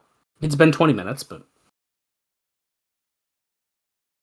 Oh, I thought we went to commercial, but no, we just blacked out for a second. Well, 20 minutes with commercial is like... No, you're right. It's like 35. Yeah, a half hour. You're right. He just joined him backstage. That's how we started our second hour, is that Tomko's in the Angle Alliance, by the way. Oh, that's a good point. We are pretty much right there. Wait. We're getting word. Christian Cage has been laid out in the back. How's this going to affect the upcoming tag team match? Oh, his shirt is half off. Oh, we saw him quickly just there, and then we went to commercial and back with JB and Karen Angle getting ready for her renewal of her vows. Good to know security's horrible. She's so happy, and it's on Valentine's Day. Oh, here comes Eric Young. Did you hear what Rellik said? He's going to eat my brain. Eat my heart. He's going to put my eyes in a martini.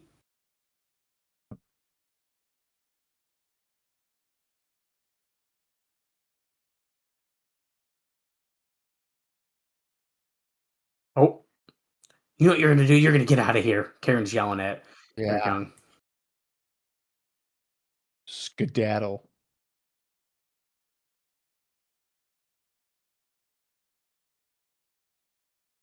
Go. Ow. Get out of here. Jeremy says, wow, Karen, you look beautiful. Oh, we're getting ready. Oh, see, this is the real top of the hour, Bob. We're getting ready for the renewal of the vows here. Oh, here's James Ferrier of the Pittsburgh Steelers. Oh, he sucks. Is that true? That's not true. I don't think that's true. Actually, you know what? I'll look before I say that. Oh, wait. I'll do some research. Oh, good idea. This is the tag team match, technically, not the renewal of the vows. My bad. They made it seem like that's what we were heading to. Yeah, dude, that's the main event, man. That's the main You're right. event. Come on now. Okay. James Ferrier. Okay. Okay, so it turns out James Ferrier is actually pretty good. Really? I think so. Yeah, no, he was pretty good. 2008. So he had a pretty good. He just came off of a good season. It's 6.5 sacks for the Pittsburgh Steelers. Wow, he's got a lot of sacks. 6.5. You don't even know what that means. He also was Defensive Player of the Year in 2004. I think that's what that means. Samoa Joe with microphone in hand. What does this mean? I don't know what that means. I don't know football, dude. I lied. I lied. He was all pro. He was all pro. First team all pro in 2004. He also won 2 2 Super Bowls Wow. with Pittsburgh. Did he win in 2008 or no? No, he would have won in 2005. Bullshit. Has been. And then, oh wait, did he? No, did he? Wait. Wait. We don't care about that. Samoa Joe is getting a new partner. They did. First of all, Oh, we do care about James Ferrier, and he did in fact win a Super Bowl in 2008. You motherfucker. oh. They should have made a bigger deal out of it then.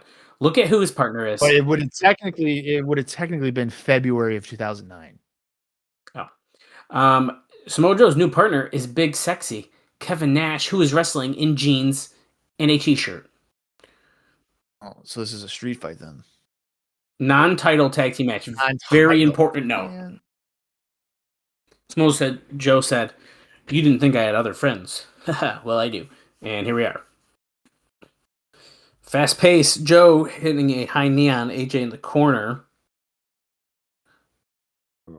Man. Now, Kevin Nash bitches about people wearing t-shirts in wrestling, and here he is wearing a t-shirt. I'm feeling it. A little face wash by Samoa Joe to AJ Styles. I'm about to go get a joint and start smoking on Jesus there, too. Christ. You are going to throw up. I was thinking about getting my little vape pen thing because I've been using it to sleep. I thought I was going to sneak one and just start doing it on the air and see your reaction. But then I might pass out. I'd literally just shake my head at you. Why? Because right now I'm focused on this match. Samoa Joe and AJ Styles are in the ring together, and when they are in the ring, I pay attention. Back chop, front kick, coming off the ropes, little knee, boom. CM Punk did that to AJ Styles on their last match they had on one of the shows, Raw maybe. You know, you sounded so confident, and then you finished the sentence, and you had no idea. I don't know which show it was. I think it was Raw.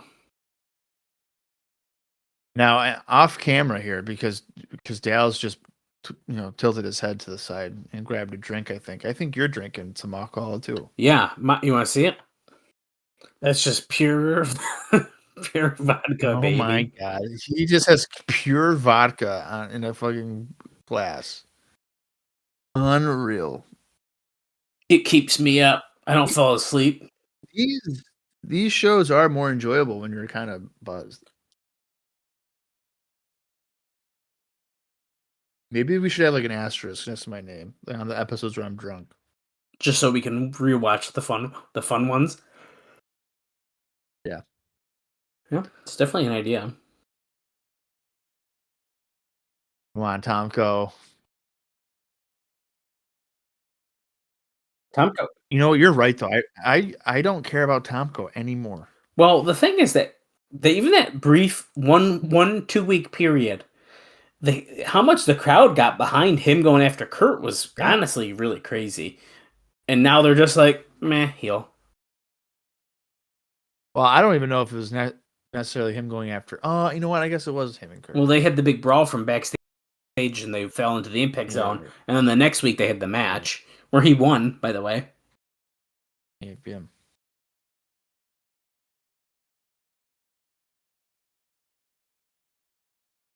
Austin just said, yeah, that was dumb. Yeah, in regards to the D'Lo Brown winning fantasy situation. All right. Flying forearm from the top as Tomko held Samoa Joe in place for him. And then he went after Kevin Nash, Kevin Nash is also wrestling in sneakers. Something tells me he was not planning to wrestle tonight. Oh. Well, Dallas is a mark. I'm just saying, I just don't think so. Tomko whips Styles into the corner where Samoa Joe was. Oof. What a kick. To both AJ and to Tomko.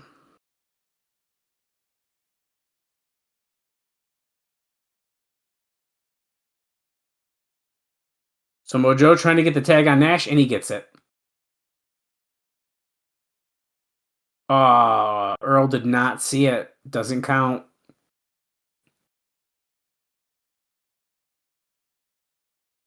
Typical wrestling trope. You gotta have the heels be attacking the guy in the corner when the baby faces try to get their tag in.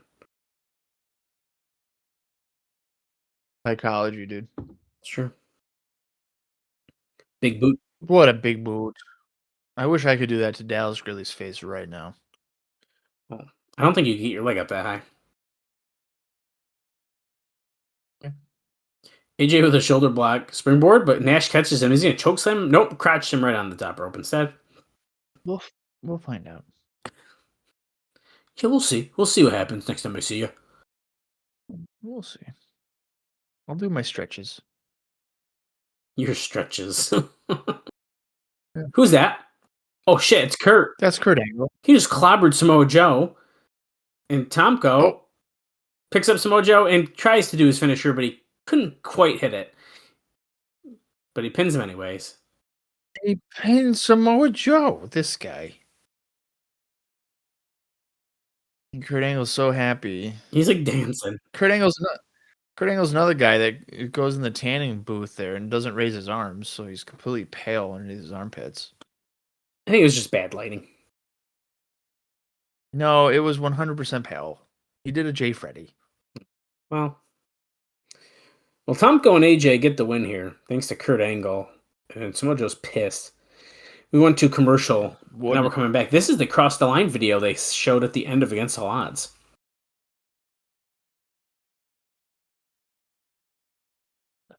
A thin line separates the two. Pain and pleasure, right and wrong, good and bad. When that line is blurred, anything can happen. Anything goes. What waits on the other side? Find out. TNA Wrestling. Cross the line. And it's Tomko. I don't know. Tomko. Of all people, Tomko? Interesting. Man.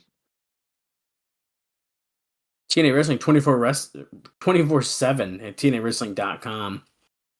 Honestly, seeing the knockouts photos, seeing the old website. Gail, let me drink again. Nope, he woke up for that one. Cheers to Gail. Dude, I was always going on the TNA website. It's good shit. Yeah, for the tits. I don't remember that part. We're seeing moments ago from before the commercial where Tomko gets the win thanks to Kurt Angle's interference. Or backstage with Samoa Joe and Kevin Nash with Crystal. Joe's not happy. Shocking. I'll tell you what we just Declaration of war. The most unlikely of armies. Unlikely as well. He's freaking pissed. You know I'm next in line. I will never get the shot I deserve.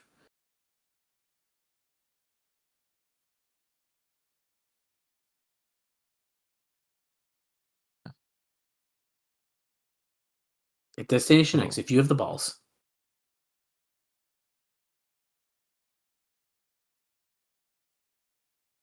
Oh.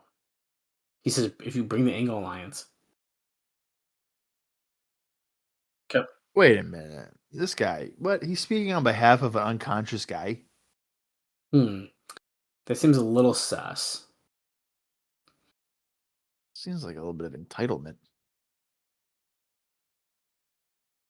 No, here's Rellik. I'm gonna suck your brains out with a straw. I'm gonna break your fingers off and eat them in a salad, or whatever he said. He is Rellik.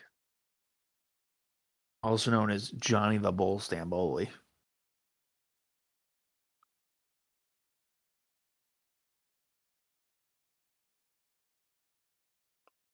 Eric is terrified about fighting Rellik here tonight. Hey, by the way, did you know that Rellik is As you should. killer spelled backwards? I feel like I forgot that for a minute, but now I remembered. It's pretty cool. Here, I'll give you a note while this entrance is happening and the match begins. What would you do if I threw up on Eric? I would leave it in.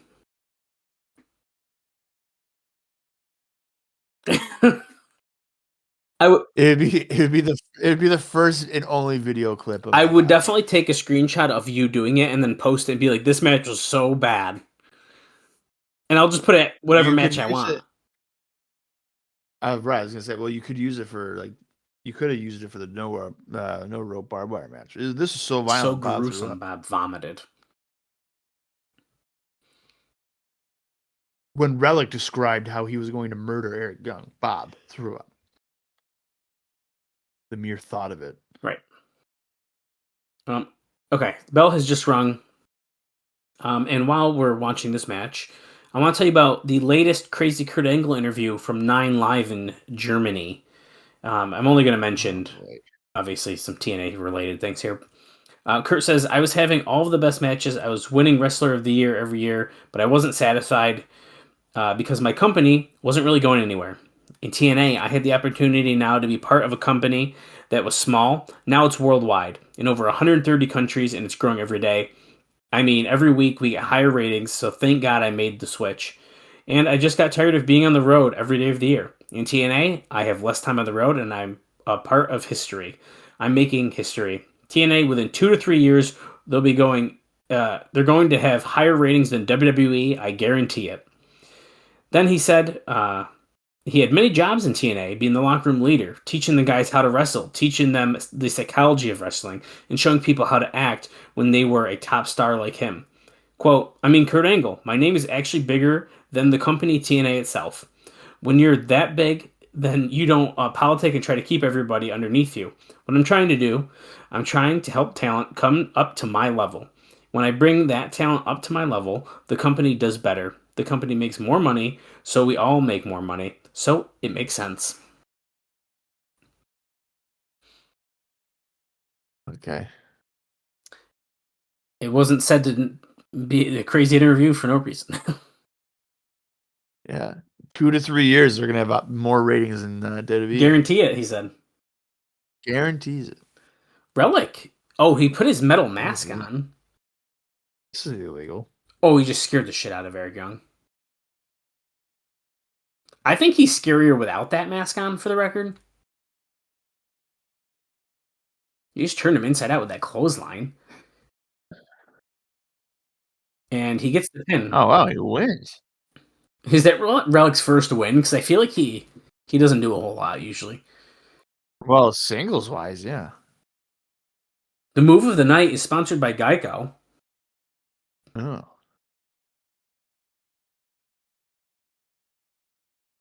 Interesting placement there. You get a car insurance ad after a guy hit a clothesline on another guy. Oh, Hermie Sadler. Hermie Sadler. TNA Wrestling fans, I'm here with LAX and the Motor City Machine Guns.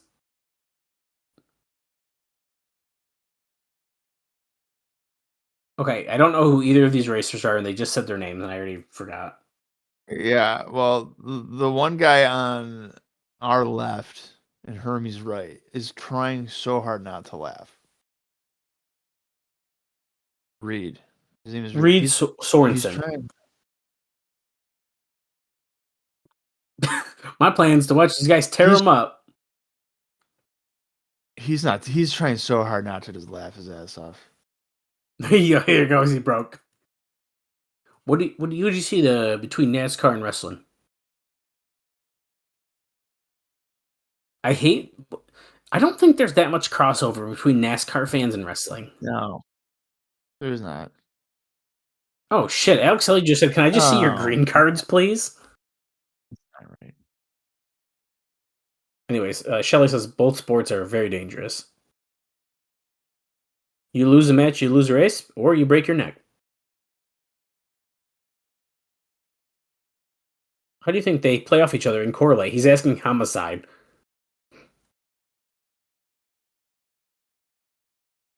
That might be the first time I've ever heard Homicide say something. Homicide? Oh, well, Conan would usually. Yeah, I don't feel like Homicide really has talked much at TNA. And there, he just said nothing, essentially. I thought, so Booker T is just sitting backstage. I thought for a second he had a Rubik's Cube in his hand, but that's not. Who's this? Jimmy Spencer, NASCAR analyst. Spencer? The other NASCAR guy, by the way, was Juan Pablo Montoya. That was the one on the side with LAX. Rock and Rave Infection. Three-way X Division contest. Holy crap. These guys get crazier every week, dude. Look at this. All right, what city is Jimmy gonna say? I'm thinking he's gonna say Houston. I feel like, is it gonna be NASCAR related? Daytona? Oh, Daytona. Something like that. Dude, I feel like he's gonna do something like that. It's gotta be. You're right. Let's hear it. If I was sober, I would have said Daytona. Christy's singing. Are you ready for the Rock and Rave Infection? Yo, Daytona. Let's see. Pensacola. I mean, Pensacola. That's close. Pensacola does have races. Oh man. Damn it. Motor City Machine Guns coming out next.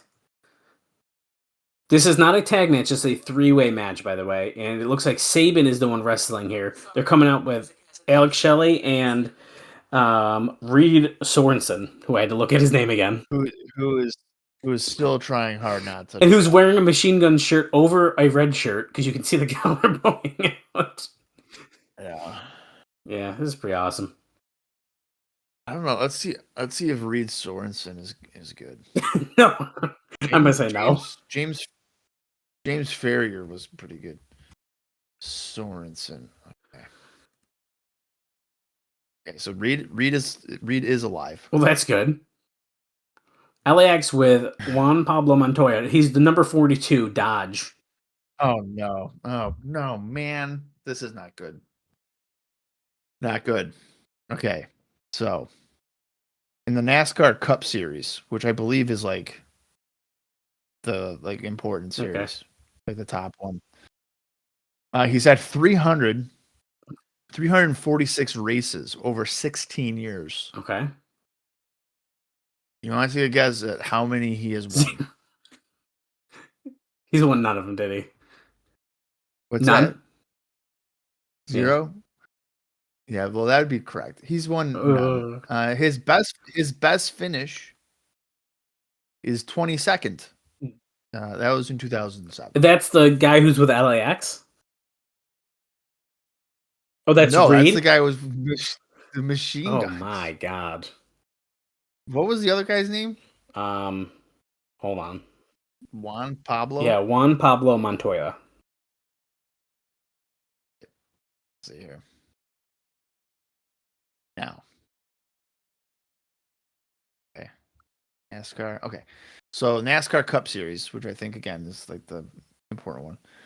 He had 256 races over 10 years. You want to take a guess on how many he Probably won? also 0. That'd be incorrect. 2. He won 2. Well, at least he's a winner. That'd be correct. By the way, I don't know if we said it, but Homicide is the LAX member in this match, and he just did a crazy dive on Jimmy Rave. Jimmy Rave just came in and gave him a nice little shining wizard to the face, or Chris Sabin, while he was pinning Homicide, is what I should say. This X Division is all about speed and agility. See, we're trying to do these NASCAR comparisons, and I don't know why. Speed, where's the agility in a car? I don't know, dude. Going for the cradle shock there, but Homicide slips out. I don't know, dude. I don't know, dude. Don't give me attitude. Okay, you're the one trying to spit freaking facts nonsense here. Sabin with a clothesline to the back, Homicide's head. Oh, gets caught on a cutting. You know what? Put me in the beer challenge. The beer drinking championship. Okay. Although again, this is vodka. Yeah, it's not beer. I have my last note, and I want to say during this match because it is X Division related. Thank God the X Division is sticking around, Bob, because there is talk of bringing back Ed Cash. No, the World X Cup. Now, last time they did it, they had so many problems working with outside organizations as New Japan kept changing things up and CMLL was in and then out, and it was considered more problems than it was worth. Anyway, they are looking at working with CMLL and New Japan and putting together the four-man team concept again this year. Okay. Can we just like rewind there for a minute? What Homicide won? There's a chair shot. See? Poor chair shot. Poor Lance Hoyt knocked out on the ground. You just said in the note that CMLL was a headache, and then this year they're like, yeah, but we'll work with them again. I don't. Hernandez has a new handlebar mustache. I see. Yeah. Good for him. Oh shit, Rhino! I forgot about so Rhino. What was he gonna say? I don't know. We're back from commercials. What was he gonna say? He's gonna say, I'm mad. I was gonna say it's gonna show him on the streets of Detroit. Yep. Damn it. And we still have one more match. We still have the ODB versus Awesome Kong street fight. And the wedding. And we still the renewal. We only have 20 minutes and 3 seconds remaining. So that's not a lot of time for all of that. Okay, so I think all Rhino's going to say is gore, gore, gore. And then ODB and Kong is going to be about 4 minutes. And that will leave about 12 minutes for the renewal. Harry Guerin, dude, we're throwing out real names. I don't even know who that is. Terry Guerin is fucking Rhino. Oh. Well, what do you want from me? I don't know shoot names, okay? I don't message wrestlers their shoot names and then tell me to shut the fuck up or whatever. Yeah, thanks, Alex Shelley. Yeah, I was a fucking maybe a junior in high school. I'm pretty sure a sophomore. I like that. Yeah, thanks a lot, dude. Way to bring up bad memories. I didn't know how to address them. Real name or fake name? Rhino said, I came out here and I said I had something to say. But I got a lot to say. He's got one person to say to. And that's you, James Storm.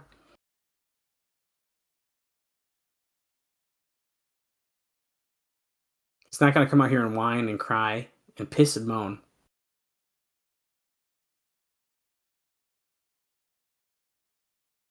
Yeah, me too, man. High noon.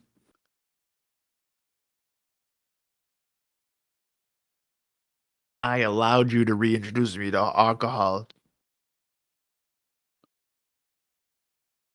He screwed up. Wow. Wait a minute. I thought he was off TV because of Rellik. I think that they wrote him off with that. Which actually is kind of interesting that they're not just trying to follow that up. He asked James Storm if he is... Yeah. Do you have balls? Rhino.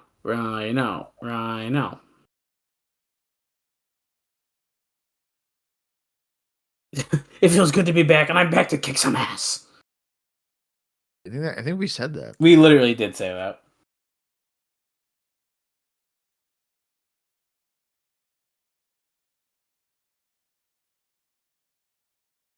Whoa. Open challenge for Destination X against James Storm. Let's not do it in the ring. Let's do it in the most dangerous match in professional wrestling. What do you think that is, Bob? Ultimate X. Oh no. 15 feet above the ring. Oh no. Elevation X is coming back? It wasn't that good the first time. No, it wasn't. I mean, I think in terms of being like a spectacle. I think that's what we said, but no, I don't know if it was enough to bring it back. Yeah. No, I think it's a one and done. No, apparently not. You know the worst part about this? Is that means we're probably not getting an Ultimate X, and even if we do, it's going to be like a weird one because the Elevation X thing's in the way. All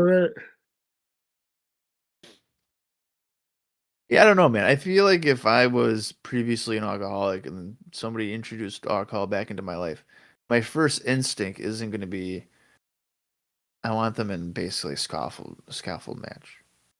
That's a good point. I don't know if I'm going to do that. I'd be more like a last man standing. Yeah, that would be good. We're seeing a hype video now, hyping up Awesome Kong beating up all of her opponents. Oh, of course we got to throw that shot in of Tracy. The PR and marketing team. I'm sure they know what the fans want to see.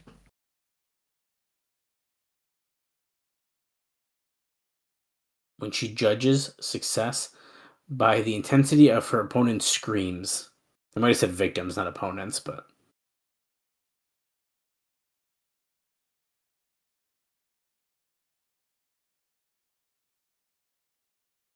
Rematch against the Mighty Kong in a street fight. ODB being interviewed with Crystal backstage. Crystal looks very, very tall compared to ODB here.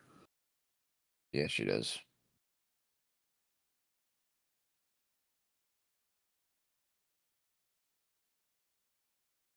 This might have been the first fight, but it won't be the last. Not very confident in herself. She knows she's going to lose again.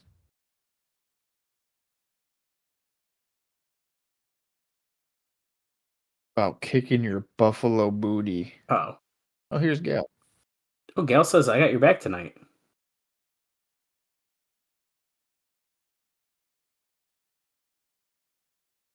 More the merrier. Join the party. But just remember one thing. I'm not just another pretty face. Yeah, dude, that's relatable. Because I'm not either. I'm more than just my looks. And I believe... About time somebody else realizes It's that. true. This is our main event. ODB, a lot of fans in the front row got ODB shirts on. And she's wearing her jeans because she knows it's a street fight. We don't mess around in street fights. I feel like this vow renewal thing is going to be quite short. I mean, we have just under 14 minutes remaining in this show.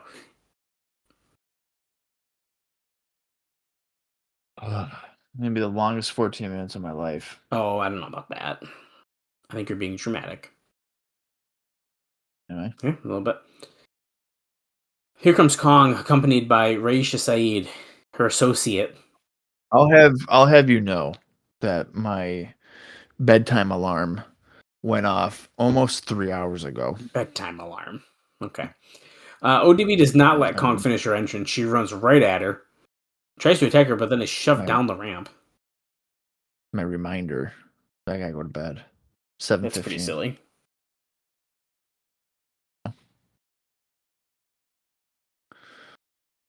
Who was on that poster? Oh, it's the machine guns on the Destination X poster I see on that guardrail.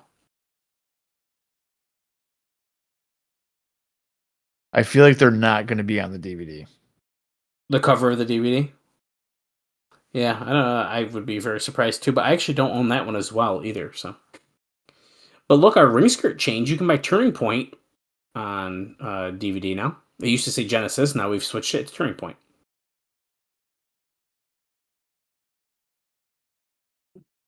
Kong missed a chair shot on ODB. They're fighting ringside. Get her one dirty bitch. Get her. She's trying to put Kong over the guardrail. Oh no, she took her belt off. Shoot.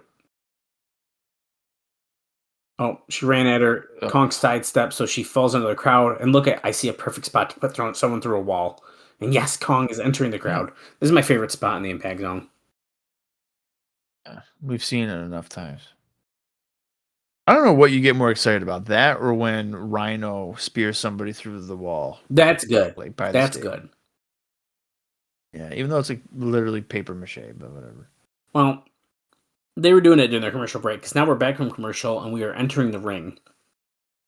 This guy was like, "Oh my god, he went through a fucking wooden wall, a legitimate wall." Well, Kong smushed ODB against the wall during the commercial, did not break it, and then ODB smushed Kong, and then ODB spit beer in Kong's face. Oh, so They're bad. not going to do the wall spot during. Okay, I was going to say they're not going to do the wall spot during a commercial break. That would have been insane. Raisha Saeed grabbed the leg of ODB.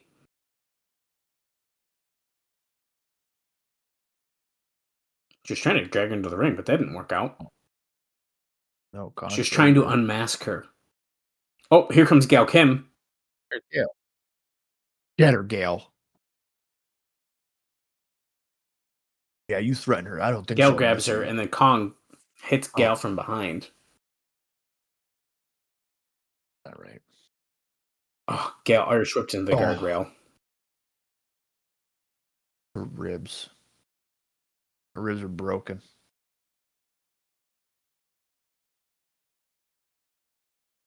ODB trying to fight back as Kong lifts her up. We're in the ring. This is not title. You're correct. Right? Yeah, so technically ODB could get a win here. I don't think that's going to happen necessarily, but she could. Well, anything's possible. It's true. Oh, a massive clothesline by Kong onto ODB. Nearly turns her inside out.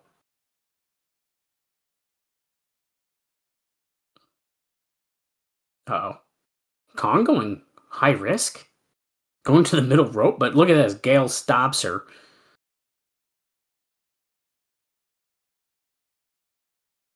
And she's now pulling Gail by the head and the hair to lift her up. I thought she was going to pull in the ring, but Gail's fighting off.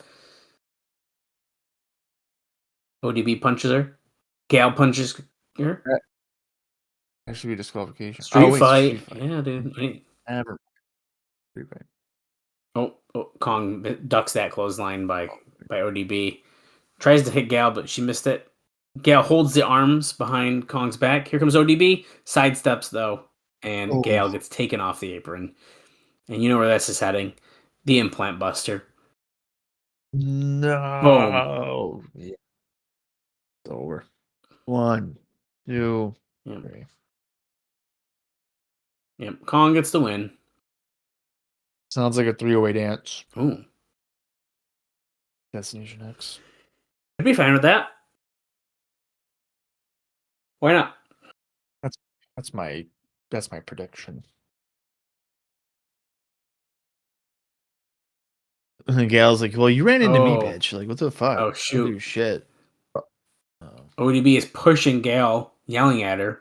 I was trying to help you. Then ODB is drunk, so she's not paying. She's not going to listen to reason. Shove her again. Oh, man. You don't shove somebody 4 times. Expect nothing to happen. Here we go. Get her, Gail. She's pushed down ODB now. Get her. Oh, Angelina Love and Velvet Sky come out here to break these two up. Oh. Yeah. The voice of reason. Angelina Love and Velvet Sky. Oh, we're getting an update on Booker T.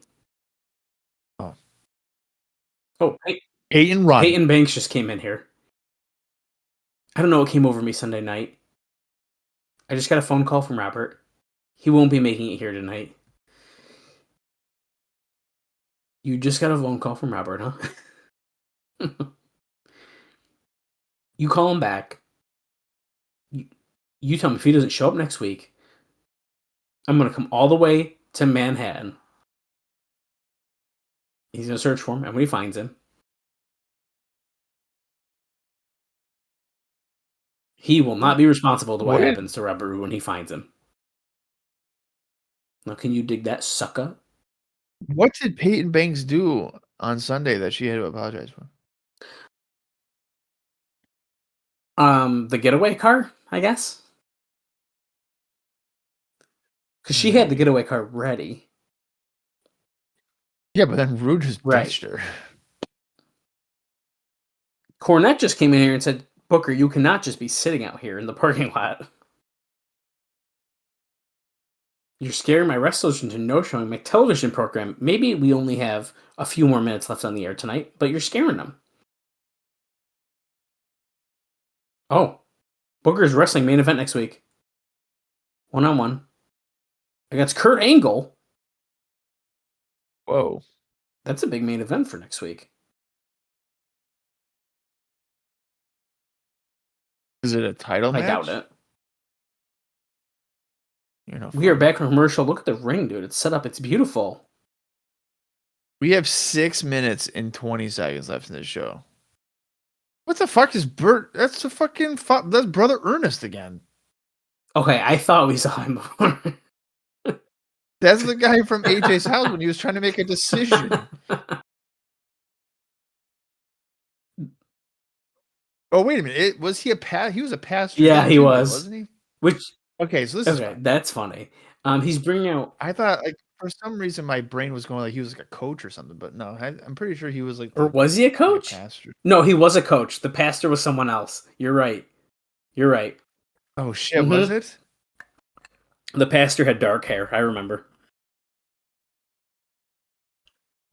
Kurt Angle is coming down here with his best man, AJ Styles. AJ does not have a tie on. His shirt's not tucked in, and it's half unbuttoned. No.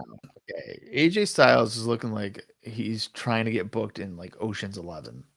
I like that whenever Kurt wears his fancy suit, he's got a red bow tie. He never has anything else.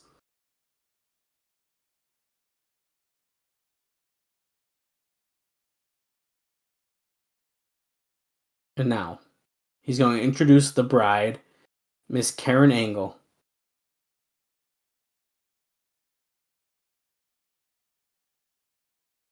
A maid of honor, Jeremy Borash. That's funny. The maid of honor, Jeremy Borash. Why is Jeremy not in a dress, though? They're okay. They're literally booing their child. That's pretty crazy.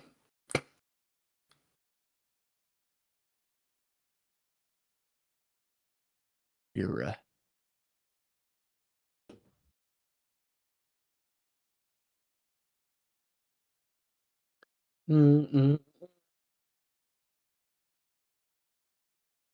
This is beautiful. I'm tearing up a little bit.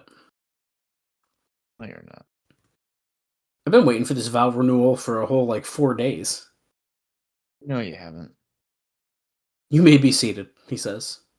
And look, who presents this man to be married to this woman? Jeremy says, "Hey AJ, that's you." AJ's like, "Yep, it's me." Who presents this woman? What are they chanting? Angle sucks. That's funny. Kurt Steven Angle, do you take? What did he just whisper to him? I don't know. Oh, 12-time world champion. Olympic gold medalist. I like how he was like, "Oh, I didn't know that." You take Karen as your lawful wedded wife? I didn't know that. Look, SoCal Val is there until she's like, "I can't wait. I can't wait for that to be me. Until death do you part." And sometimes death is named Jeff Jarrett, but that's a whole different story. Oh, that's fucked up. I know. That's fucked up. Do you take Kurt Steven Angle, the 12-time world champion and Olympic gold medalist? I think it would be great if Black Rain just came out here right now. I'd be. Oh, Kurt says darkness fall. Kurt says she does. Doesn't even let Karen answer. If anyone in this building should have cause for this couple to not be joined in holy matrimony. Karen, it's me. You can't be wearing white. It's not black. It's a Black Rain. Oh, shoot. I thought it was actually him, but it's Samoa Joe and Kevin Nash. Oh, shit. Samoa Joe. Samoa Joe says, "I object."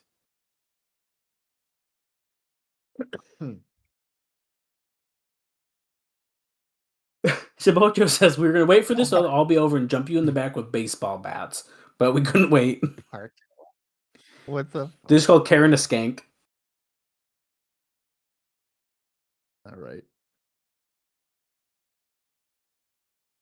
So, Kurt, I'll tell you what. In lieu of your beautiful ceremony, me and Kevin are gonna come down there, strip you, and beat you mercifully. It's real. It's damn real. Brother. Well, the wedding streak has continued. This wedding has been ruined. Oh, Yeah. Goes. AJ gets knocked right into Karen, knocks down the bride, but Karen's head whipped the mat pretty good when she just fell. Double teaming Kurt. Nash and Joe are ringside here. They are literally stripping him.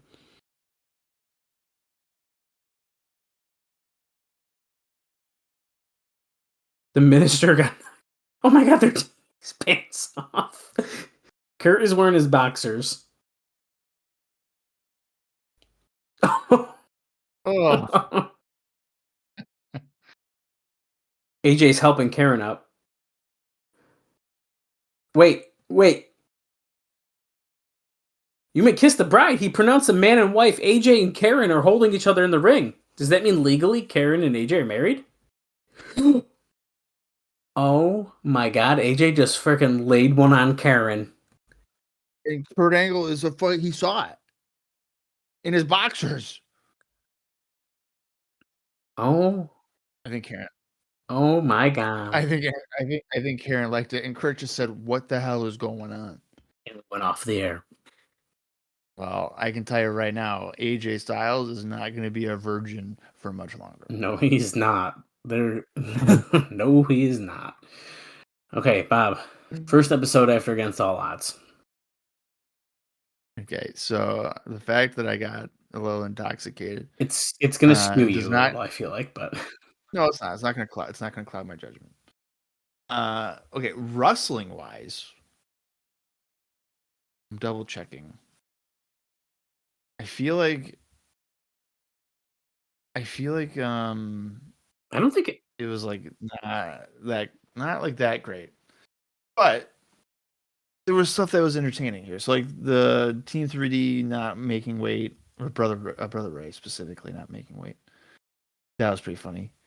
Steiner and Petey was better than their pay-per-view match, so I'll give him that. AJ and like the tag match I didn't really care for because I kind of wanted to see Christian instead of Nash. Rellik squash was fine. the three-way X Division was yeah, good. Yeah, but it's less than 3. Like, it's tough to get into it because there's not really time. It was it's TV match. It was a Tuesday. TV match, so Yeah, but come on. And then the street fight was like whatever. I think we're getting Kong, ODB, and Kim. yeah, I think At one of the shows coming up. So I'm gonna say it's an average show. I would be leaning towards more of a thumbs up just because of the entertainment of stuff outside of the ring. And then I would say the renewal that was entertaining. And then it's like, well, what's gonna happen now? Because like AJ's potentially married, even though it's a renewal and not vows of marriage, whatever. Right. But so now we're going to be under the impression that AJ Styles and Karen are a couple. And I mean, probably the main focus of this isn't like the married part. It's more that AJ kissed her. Yeah, I think that's a good call out. Could I'm glad that they that. kept that nice, short and sweet to the point. They didn't drag it out. So we were like, what, 6 minutes? But that's all it needed. It was perfect. Yep. Yeah, I mean, I agree with everything you said. I think I probably enjoyed some of the in-ring stuff more than you did, but that's okay. But for me, this is a thumbs up. I thought it was an enjoyable show. So I think it was a good start as we head toward Destination X. Yeah. Now, of course, that Destination X is what, on the 8th or something like that, or 6th? It's March? It's one of those. I can't. March 8th. That sounds right. I don't have it in front of me. It's March 8th. Well, it's one of those days that's coming up. And then, so what we know for next week. It's March 9th. God damn it. March 9th. We were close, okay? Okay, it was close. It's also not in the impact zone. It just took all that out. It's in Virginia. Right. Right at the Spokane, right? Um, Is it Roanoke? It's not Roanoke. no, Spokane. Norfolk. God damn it, Norfolk, Virginia, at the Scope. Yes, the Norfolk Scope. Okay, we got there. All right, so our next episode is February 21st, and what we know, I guess, is the main draw for next week's episode is what Jim Cornette told Booker T in the parking lot. He said, "You can take out all your frustrations on Robert Roode next week, not against Robert Roode, but instead against Kurt Angle." That's pretty big. And I'm sure it's non-title. We don't know that for sure. So, but we'll also get the fallout of the kiss. AJ and Karen, are they going to be romantically involved? What's Kurt Angle going to do? Who knows? I don't know. Is Samoa Joe going to sign his goddamn contract? Who knows?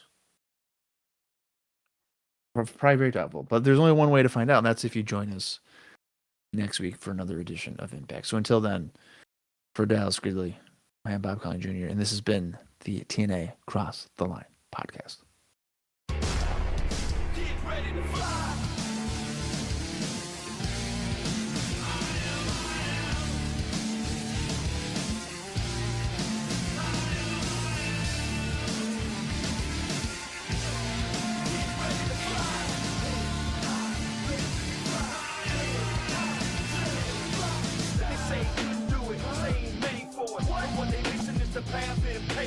That's why he get up top, like he belong there. And when he taking off, it's like he own air.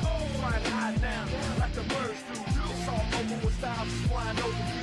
Don't forget the name, game is his to claim. With the TNA, we about to change the thing. Everybody get ready to fly.